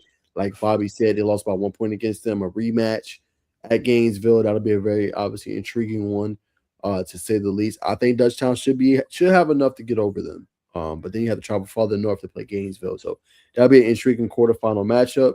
On the other side, like Alexander, really good basketball program. I got them beating Sprayberry, so they should be able to hang on top. Decatur's been good all year. Seeing you was going back and forth with a player, Bacon. About trying to get them on the pod. Hopefully, if they win, we can book them for next week potentially. That'd be a great guest show. No, you were talking to him. Oh, yeah. But yeah, Decatur's been good, led by head coach Roy Welsh. I remember our first interview, he was with Langston Hughes, so he's doing a magnificent job out there. But it could be a Gainesville Decatur, you know what I'm saying, obviously matchup. No disrespect, Mr. Samuels. No disrespect. The kids is a tough team. You know, Jaren's got a squad. Man, let's pull up with the ball real quick. But you know, the kid team is loaded. You know what I mean? Jason Wellborn, the other young man. They got a good guard. And it's gonna be a tough game, but we're gonna pull up your schedule, give you the benefit that I give you our just due. Okay, tough stretch of the first couple games, but these are all 6A teams, aside from the Walker School. Let's see. We're on a win streak here. Win streak. Beat Jonesboro at Jonesboro. I mean, beat Jonesboro. That's a big win. You know what I mean? Scrappy bunch, but can't score the basketball at will. Georgia Star. I don't say graduate, but Georgia Star. I remember on that team. Lost to Mays. Let's see. It's gonna be a good one, man. But it is at home. It is at home. We got to get stats on Max Press, man. Y'all boys ain't hiding nothing, man. The coach is going to see the film. But 19-9, 10-2 in the region. It's going to be a good one, man. It's going to be a good one. Going to have to rebound the basketball, and you're going to have to make shots. You're going to have to be some help for Jaren to knock down jumpers. But I agree with you, Naj. I think Alexander's going to handle Sprayberry. Alexander has been picked by some to win 5A. I haven't seen a lot of Gettysville to win. I'm surprised why I haven't seen that. For the left side of the bracket, as we know, if you haven't seen by now, Noonan did get upset by Kennesaw Mountain. Wow. Unfortunate. Yeah, man. To me, being in the building, you know what I mean. So they had a slow start. They were down 17 to 1 point. Obviously, by the score, you can tell that they battled back. I really hate to put it on the refs, and I'm not really, but when I put out the film, because I haven't rewatched the film since, bad call, man. I'm talking about now, you got a guard, dribbling the basketball. I hope we got somebody, Coach Wallace. Let's see what's it. And y'all know what I'm doing. Hold on. Y'all know what I'm doing right now while listening. Watching film, eat 40-piece off flags. You gotta be with the family 40-piece off. I know you eat that many wings, Coach. But if you are, kudos to you, man. You know what I mean? We might have to come to the Wallace house to eat some wings. Good point. But like I said, Najeh, I mean, Jalen Bridge dribbling the basketball, you know what I mean? Defending comes from behind, you know, trying to poke the ball away. And you know how it looks when the defender's trying to steal the ball. You kind of get a little off kilted, but you still handling it. Man, ref come up, call travel. That's travel. That's crazy. That's crazy. And then, you know, I think Kennesaw Mountain gets the ball and they run their play, which I don't want to add too much context. Goes to play and score, but the game ultimately comes down for Noonan is free throws. Jalen Brown foul, left corner three, missed 1 of 3 free throws. But I bring this up because I'll probably never forget it. You know what I mean? Missed the first free throw. Now I've been sitting under this goal. I'm sitting under the goal for the whole game. Center. I mean, a couple guys have missed free throws. I'm sitting there. Second free throw. Still, I think they're up maybe 2. Not down to 2 free throws, probably game, right? I'm sitting. Ref that came up and made the terrible traffic call. Like, hey, man, you got to move. What am I moving for, bro? Mm-hmm. So, I move, and I'm not tripping. Misses the second free throw. And little things can make people, change the scenery. Like a batter's eye in baseball. You want that batter's eye to stay the same. So I move, miss the second free throw, makes the last free throw. It just, what I mean? It's very tough, but nonetheless, you have to make your free throws. You got to execute. And, what I mean? The last play they scored on, Coach Gass was like, man, and even Coach Drip, he said, guys, this is a play we've been watching, we've been labbing, we practiced on it. We practiced on yesterday. This is the play they're going to run. They get into a pinch, they ran and they score. So it ultimately comes down to making free throws and executing. But nonetheless, I digress. They did lose, and they are at home. So Kennesaw Mountain, I think a very well coached team, locked in team. They came in, got to the gym early, had a very good warm up. Not a big team, but they have some wings who kind of get downhill, that run their sets very well. It'll be a good game between them and Houston County. I'm gonna give Houston County the edge. You know what I mean? But that's going to be a very good game. Next, we have Woodward and versus Habersham Central. I don't know too much about Habersham Central. I know they had Coach Mosley a while back, who was the assistant coach. I think was the assistant coach. But I think this is Woodward game through and through. So, brother, I'm gonna extend the floor back to you, brother. Yeah, man, I think that the game, Woodstock and obviously Langston Hughes would be a very intriguing one. Woodstock has a very good program. We talked to their head coach, Jamar Maurice, I think it is, and really good guard play. So going up against Langston, a scrappy team with KJ Agnew, final night ride for them. 2 really good wins, beat a pretty good Lee County team. So that's probably the most intriguing one to watch right there. Tri-Cities and Bradwell Institute. Bradwell Institute was always pretty good in hoops. They've made several deep runs. Tri-City, probably hasn't had the best season they've wanted to, but played some stellar, tough competition. But you got Trey Keith, you got obviously Wingfield for one more year. That'll be a intriguing one as well as they try to get punch their ticket to the quarterfinals. But some really intriguing matchups on the other side of that bracket. Yeah, I agree, man. I'm gonna go Langston. I'm gonna go Langston over Woodstock. I know they got Jamar Bryce and Cam, I believe is his first name. But Langston, they're just too complete. I won't be surprised to see Langston Final Four for sure. Final Four for sure. I think they're gonna beat I'll say this, I'm gonna go step by step. They're gonna beat Woodstock because of their size, they're a more complete team. Tri-Cities versus Bradwell Institute. It's some interesting news about Bradwell Institute. Somebody just got hired down there or something like that. But I don't know enough about Bradwell to really go. So for that reason, I'm going to go Tri-Cities. I think that it says a lot for them to beat Johns Creek. That's a very talented Johns Creek team that they beat, especially with them having a slow start to the season. So Tri-Cities is probably the team to beat. But though I think Langston Hughes beats them next up. So that's our take to this point in 5A, man. Very good bracket. Very good bracket for sure. Let's see. Now, do you have any topics? I don't want to, cancel out the topics. I was going to bring up 3A private, but I want to stick to the script. All right. Let's go. So let's go there, man. Let's just go there. Let's pull up North Cobb Christian, go to that bracket. Let's see what I'm saying. See if we can help Coach Wallace out with his intel, man. Then we're going to college basketball.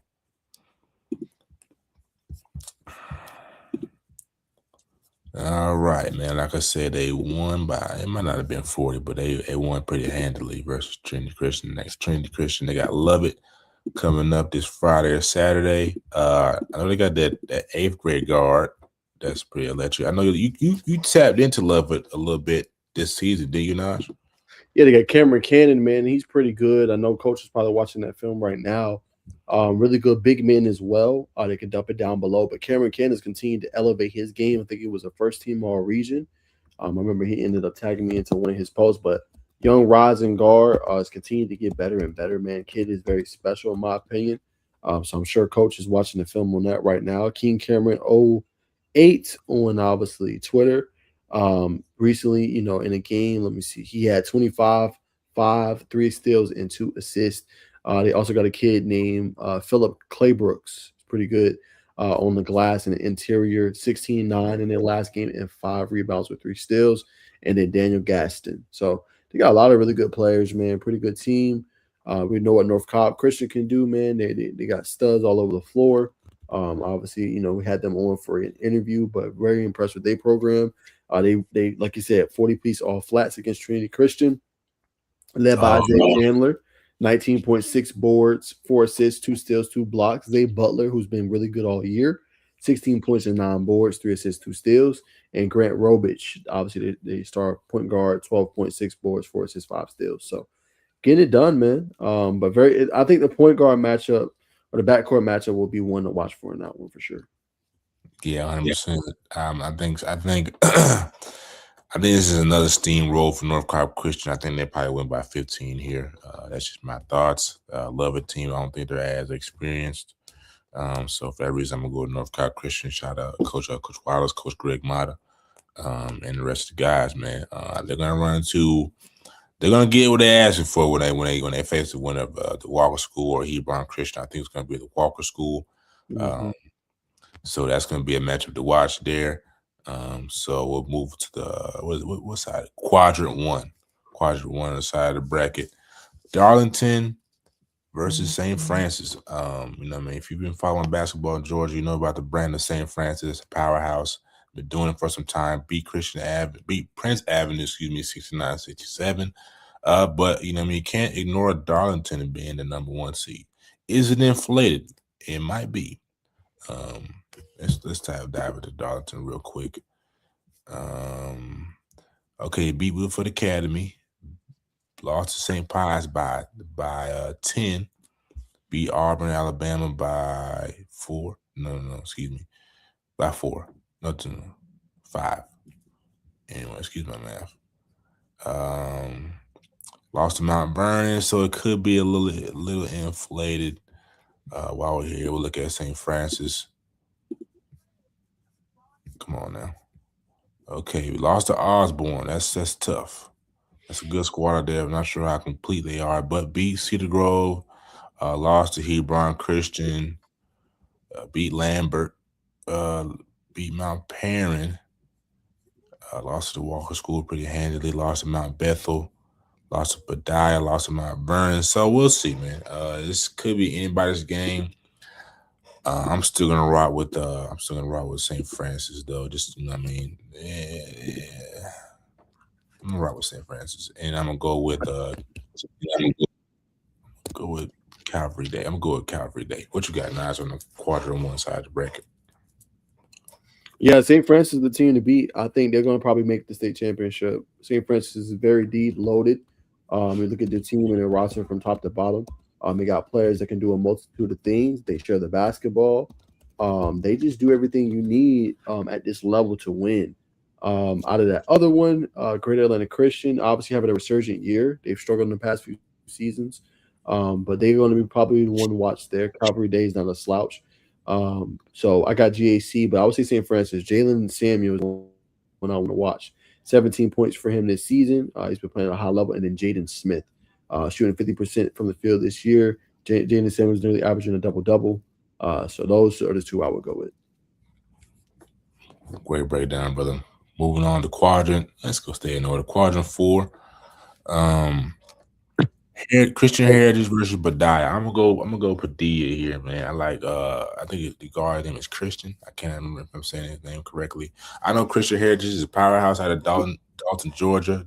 They're known for winning. Beat Fellowship Christian 90-49. But I like the guard player Padilla, and I'm rolling with the Snakes.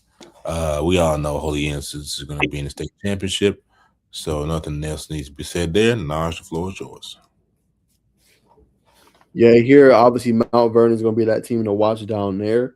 Really good program, always playing at a high level. I like them. They're very talented, very loaded. Holy Innocent. South West Atlanta Christians has definitely come up. Definitely a team that you got to watch out for. Going forward, to say the least, man. They got a very loaded team, but Holy Innocent should be able to win. But we'll see. Southwest Atlanta, that one's going to definitely be an intriguing matchup. And then I would go probably Mount Bethel. Green Forest is another team that's been good for years, but Mount Bethel has a strong front court. They got one of the top players, I think, in the nation in 2027 or 2026 class. And I would go Padilla as well, man. But that'll be a very intriguing one, to say the least. Well said, my friend. Well said. So that's going to be our picks to click for the Elite 8 rank or Sweet 16 round going to the Elite 8, man. Stay tuned for more updates. You know what I'm saying? Well, next week we'll probably hit 3A and things like that. But or we might just do an exclusive show talking about it. But that's our picks to click. And we will transition now into college basketball. So no, I'm gonna say the topic and I'm gonna throw it to you, man. Is Virginia underrated at number 11 in the country? They're very underrated. Hear my piece on this. They got Duke this weekend. We'll talk about that here in a second. But they're 25-3. They beat a number of big time teams this year. In this beat, they win ref shot over obviously NC State, held them to like 29% shooting from the field. Their big men are elite. They got one that's leading the nation in blocks. I think he's like top 10 in Ugonna Oyenzo, who they got out of the transfer portal, average, I think, nearly 3 blocks a game. The last 2 games, Johan Grunlow has been playing at a high level. He had 4 blocks in a win they had against Miami, which was close, 86-83. And then he comes up with a career high 8 blocks against NC State. I mean, getting it done on both sides of the ball. Then they got sniper, sharpshooter, and Jacquard White, who's coming off the bench, performing at a high level this year. Him and Chance Mallory, who's a true freshman. Both of that tandem together has been dynamite off the bench for them. And then obviously they got Malik Thomas, Sam Lewis, both guys obviously transfers have come in and played at a high level. And remember, this head coach he came over first year obviously with the program. He came over from several different stops. Remember when Virginia lost that match with the UMBC 16 seed? They got beat by Coach Odom, Coach Rhino, who's their head coach right now. So he's a top tier coach, huh? I said that's crazy. Yeah, he's a top tier coach, man. So if he could do it with that kind of a talent, imagine what he's going to do now. And I feel like he should be in more of the coach of the year conversations than what he is. Number 2 team, clear cut in the ACC. And I think it'll be real good test on Saturday when they play against Duke. Number 1 versus number 11. Duke deserves to be number 1 team in the nation. And now we get to see how for real Virginia is, right? And what I like is they don't get punked. NC State tried to get real physical with them. Didn't work. Tried to get them out of their game. Was low shoving and pushing. They didn't back down. They held their composure and ended up blowing them boys out. So they got shooting. They got a big man that I didn't even mention yet that's really good in Tester Ritter, who's their starter, who's their leading scorer this year, 16 points per game. I think we're sleeping on them a little bit, and I think they should be a top 10 team, in my opinion, in the nation. I think they've proved everything they need to prove, and I think they got the coach and the personnel to make a deep run. Yeah, I'm gonna have to agree with you, man. Virginia, when they're going right, they always shoot the ball well. I think they got maybe 5 or 6 guys shooting the ball from deep, 35, 36% or better. Great size, 6'9", some 7 footers. This team, I ain't gonna lie, man. This is a team that can potentially upset Duke. I mean, a team that you could throw a lot of bodies at Cam Boozer right, and they can score just as efficiently as Duke. So this is a very good team, a very good game to watch this upcoming weekend. Great call by you, brother. I see you, Jimmy. I got you, brother. I'm gonna acknowledge you. This is one topic into college basketball. The Carver Columbus Tigers is going to run the table, football and basketball champ. Like it. Nah, y'all got a great basketball team. Nah, for sure. Appreciate you always being so active in the comments, my friend. Much love. All right. So let's dive deeper into this matchup, man. Like I said, I believe it's going to be a potential upset watch this afternoon, 12 p.m. Saturday at the Cameron Indoor Stadium. What areas do you feel like Virginia can exploit Duke at? Is it just the bodies they can, or is it the overall scoring prowess of Virginia? I think how they can attack Duke is they're gonna have to get them off their game a little bit. I think that ball pressure. They guard pretty much, was it 40 feet? I think 40 feet up and down the court. They don't make it easy for you. They don't give you anything slight or anything easy. They'll do that the entire game, right? I don't know if Duke has seen that pretty consistently. That ball pressure can get a little bit tiring. They force turnovers and they get easy buckets at the rim, which sometimes that gets them in a rhythm. But they're a pretty good defensive team. I won't say they're the highest ranked defensively, but they know how to clamp down when they can. This difference in this Virginia team is that they can score at a high level, right? This team is they've hit 10 3-pointers, a record-setting 18 times this year. So this is a team that can shoot the ball, they can defend, and when you have that, to beat Duke, you're going to have to be able to shoot the ball at a high level, and I feel like Virginia can do that pretty consistently. So I would say definitely the ball pressure on defense. They have the guys, as we mentioned, Bacon, that can defend the rim when Cam Boozer tries to get to those spots and things like that. Duke is going to have to knock down shots. Isaiah Evans, Caleb Foster, Caden Boozer, they're going to have to hit shots from the perimeter at a pretty efficient rate. That's one thing they kind of really do good in Virginia is efficiency. If they're not efficient, it could be a long day. And if they're missing shots, it could be tough. That's the game Virginia wants. Now, the difference with this Virginia team and Tony Bennett is they can go on runs and score at a high level. Other ones they had to get like certain things. The offense was almost like plucking your eyes out. This one, different ball game. They can score and they can score at will. And they share the ball. Very true. I think not a lot of people would give Virginia credit for this because I don't think a lot of people have been really watching them. Credit to you for being ahead of the game. I think this is a game where we can see Virginia actually come out and beat up on Duke on the glass. Yes. outside of Cam Boozer, there's not a lot of rebound production. And what's his name? The center for them. I don't want to. You know how to pronounce his last name? Which one? Iguodala. Patrick. No, I'm talking about for Duke. Yep. Patrick. You're right. Iguodala. Yep. Outside of those two, and he really can provide you a lot more rebounding reinforcement. He is a top prospect. He is a lottery pick, but against Michigan, he only had 6 rebounds to Cam's 10. You know what I mean? I'm gonna need Isaiah Evans to chip in some. This might be a game where they play Caden Boozer to get in there and grab some, grab some long rebounds. But if I'm Coach John, if I'm Coach John Shire, I'm number one. We're gonna keep running our offensive game, you know what I'm saying? But when to close out a little more on the 3, but guys, we have to crash the glass because this is a game where we can't get exposed. If we aren't hitting, this is a team that can limit us to only 1 or 2 shot attempts in the half court. Right. It's gonna be tough to say Virginia is going to beat Duke after what we've seen against Michigan. To me, Cam Boozer and the rest in that team, supporting cast, they just rise to the occasion.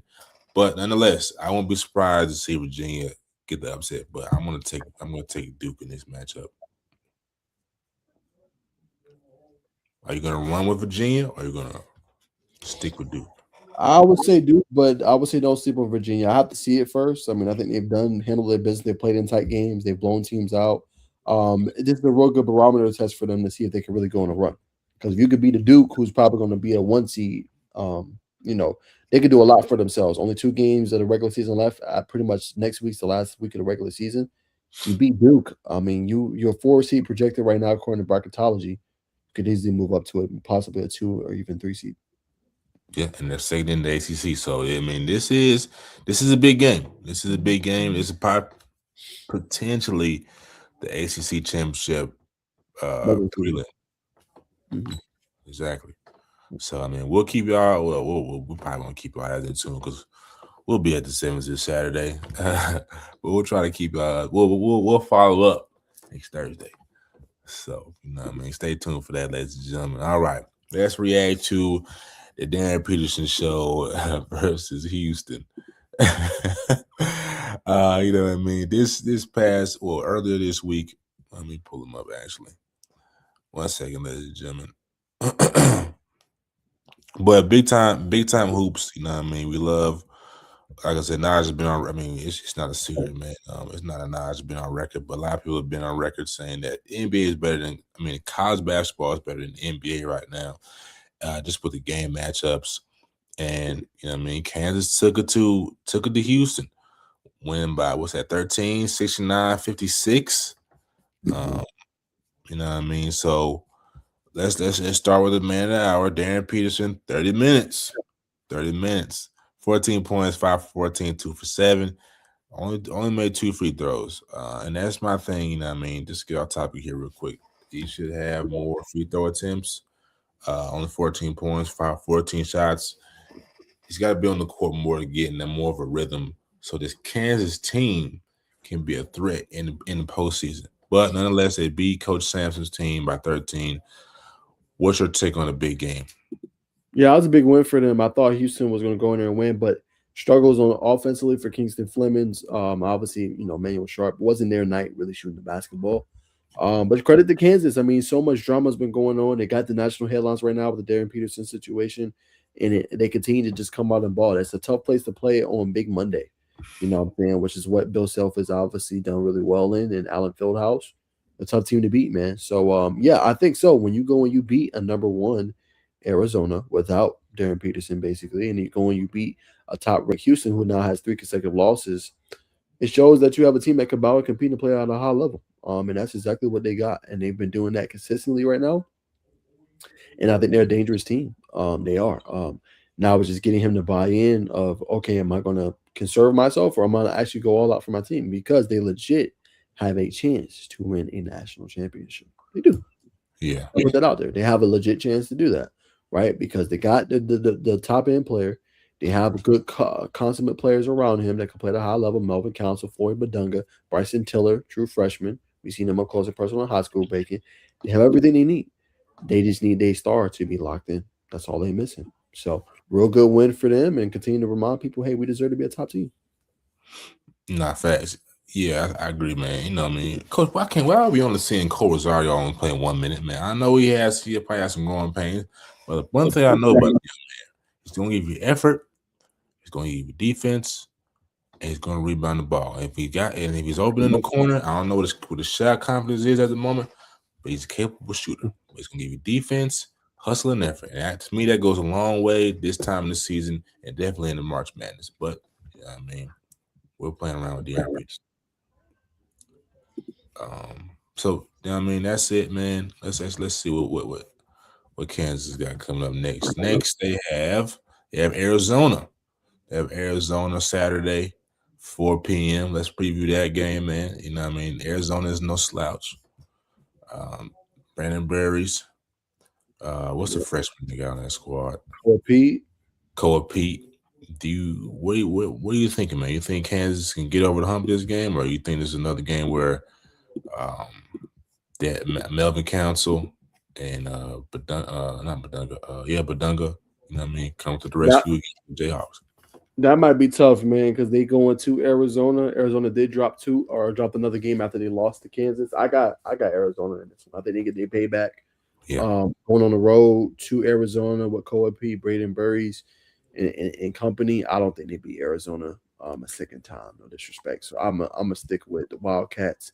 I think they're gonna handle business against Kansas, handle their 8th loss, 11-5 in the Big 12, which isn't bad. But I think Arizona handles business. I agree, man. I agree. Well said. But last thing for college basketball, Caleb Wilson set to return versus Duke, man. My question for you is, man, how effective will he be with that cast on his hand? I don't know, man. That one's kind of tough. I think we've seen Caleb play one time though with an injury, if I'm not mistaken, when we played AAU ball, I believe. It wasn't nothing like crazy, but I think he was playing with nursing some kind of injury. So I think as a guy, he's going to give you what he can, and he's going to play at a high level and do it to a high degree. How effective, I'm not sure. You know what I'm saying? Because he's going to probably be banging down there with Caleb or with Cameron Boozer, but I think it's great for the rivalry, right? They won a game in obviously North Carolina. Now they go on the road, to their rival to play them. I think it's great. And it gives that game intrigue. It's one of, I think, the 3rd or 4th highest watched game this year, 4.5 million viewers. Yeah, so it's giving the fans what they want. You know what I'm saying? So hopefully he'll still be effective. It may take him a couple of games to get back into the rhythm, but yeah, I agree, man. We'll see what they can give him. I think if anything, you kind of use Caleb as a decoy to a degree. He's got to be able to. I mean, I'm not sure, man. I don't know, man. He's got a cast on. I need to see how he looks. But you know what I mean, Basar. Let's see if we can get Basar going, man. Brother can shoot basketball a little bit. I like his energy. You know what I mean? Brother's like what 7 foot, 6'10", 6'11", 7 foot. You know what I mean? If anything, use Caleb as a decoy, kind of get Basar going early, and then maybe flip the script if you can. But I gotta see what he's able to do with that cast on his hand. Hopefully, we see some practice footage. But I just like to see the polar opposite of what we got going on in Kansas, what we got going on in Chapel Hill, man. Who has a game. I mean, it's you know what I mean? It's raising his draft stock. I mean, I don't know how much. There's been experts to say that De'Aaron Peters is not really hurting his draft stock too much. You know what I mean? But hats off to Caleb Wilson, especially being from the city of Atlanta. But that's all we got for college basketball. As we go into NBA, man, just what's your quick thoughts on Jonathan Kuminga's great performance, his first game in Atlanta, just played the night. I'll lift it up while you give your thoughts. Yeah, great telltale sign. I think when he dropped 27 points, so obviously good for him to see. Most people was like, Steve Kerr's, should be in trouble for that and allowing that. All I'm gonna say is small sample size. Yeah, I do think Kuminga could be a consistent contributor for them. He was playing in Atlanta, obviously with a little bit more intrigue. Maybe probably a slower city in Golden State, a little bit more, women be out and they got a Magic City Monday. They're gonna be debuting. Was that March 16th? I think I saw. So it's a little more intrigue in Hot Atlanta. That's why they call it Hot Atlanta. But a great performance, man. Got into his bag, getting to the rim. good telltale sign. It's one game, so you got to take it with a grain of salt. But it was a good sign. But let's see if he can do that on a night in night out basis. If he can, then shame on Steve Kerr for not trying to play him more when they needed another star alongside Steph, in my opinion. Well said, brother. Yeah, so we'll see how it go. He had 17 points tonight, another efficient effort. I think like 5 for 8. But good win. Very good win. I mean, good performance. I mean, of course they're gonna beat the Wizards back to back. It'd be disappointed if they didn't. I mean? Also for other NBA news, Shai Gilgeous-Alexander has been cleared to come back. I mean, obviously the 71-8. I don't know what is it. 70. Whatever they were on pace to beat the Warriors record this year, but it's no longer doable. But just what's your thoughts on Shai coming back and Oklahoma City? Do you think they're still a favorite to win the championship this year? Yeah, they should still be in contention. Some people said they feel like the Spurs got their number and that, they don't look like the same well-oiled machine, but sometimes teams figure you out. It take a little bit of an adjustment, but they should still be in that conversation. The West is wide open. They have the experience. Yes, they're young, but at the same time, they got the chip already, on their belt, so they're gonna know what it takes to obviously win. But getting your star point guard back is only going to help that, I think. So yeah, I think they're still a favorite. Still got Jalen Williams, Alex Caruso, some good pieces there. Looks a little different this year, but I think they should still be able to compete and potentially make noise. Well said, brother. Ladies and gentlemen, that's all we have for the show tonight. Hope y'all enjoy it. Appreciate everybody staying tuned in. If you have any last remarks, we'll let the people go on their merry way. All right. Thanks again for y'all tuning in. Again, we're back this Monday for the football show. And, always be back Thursday for the NBA exclusive interviews on the Just Says It News podcast. Peace and love.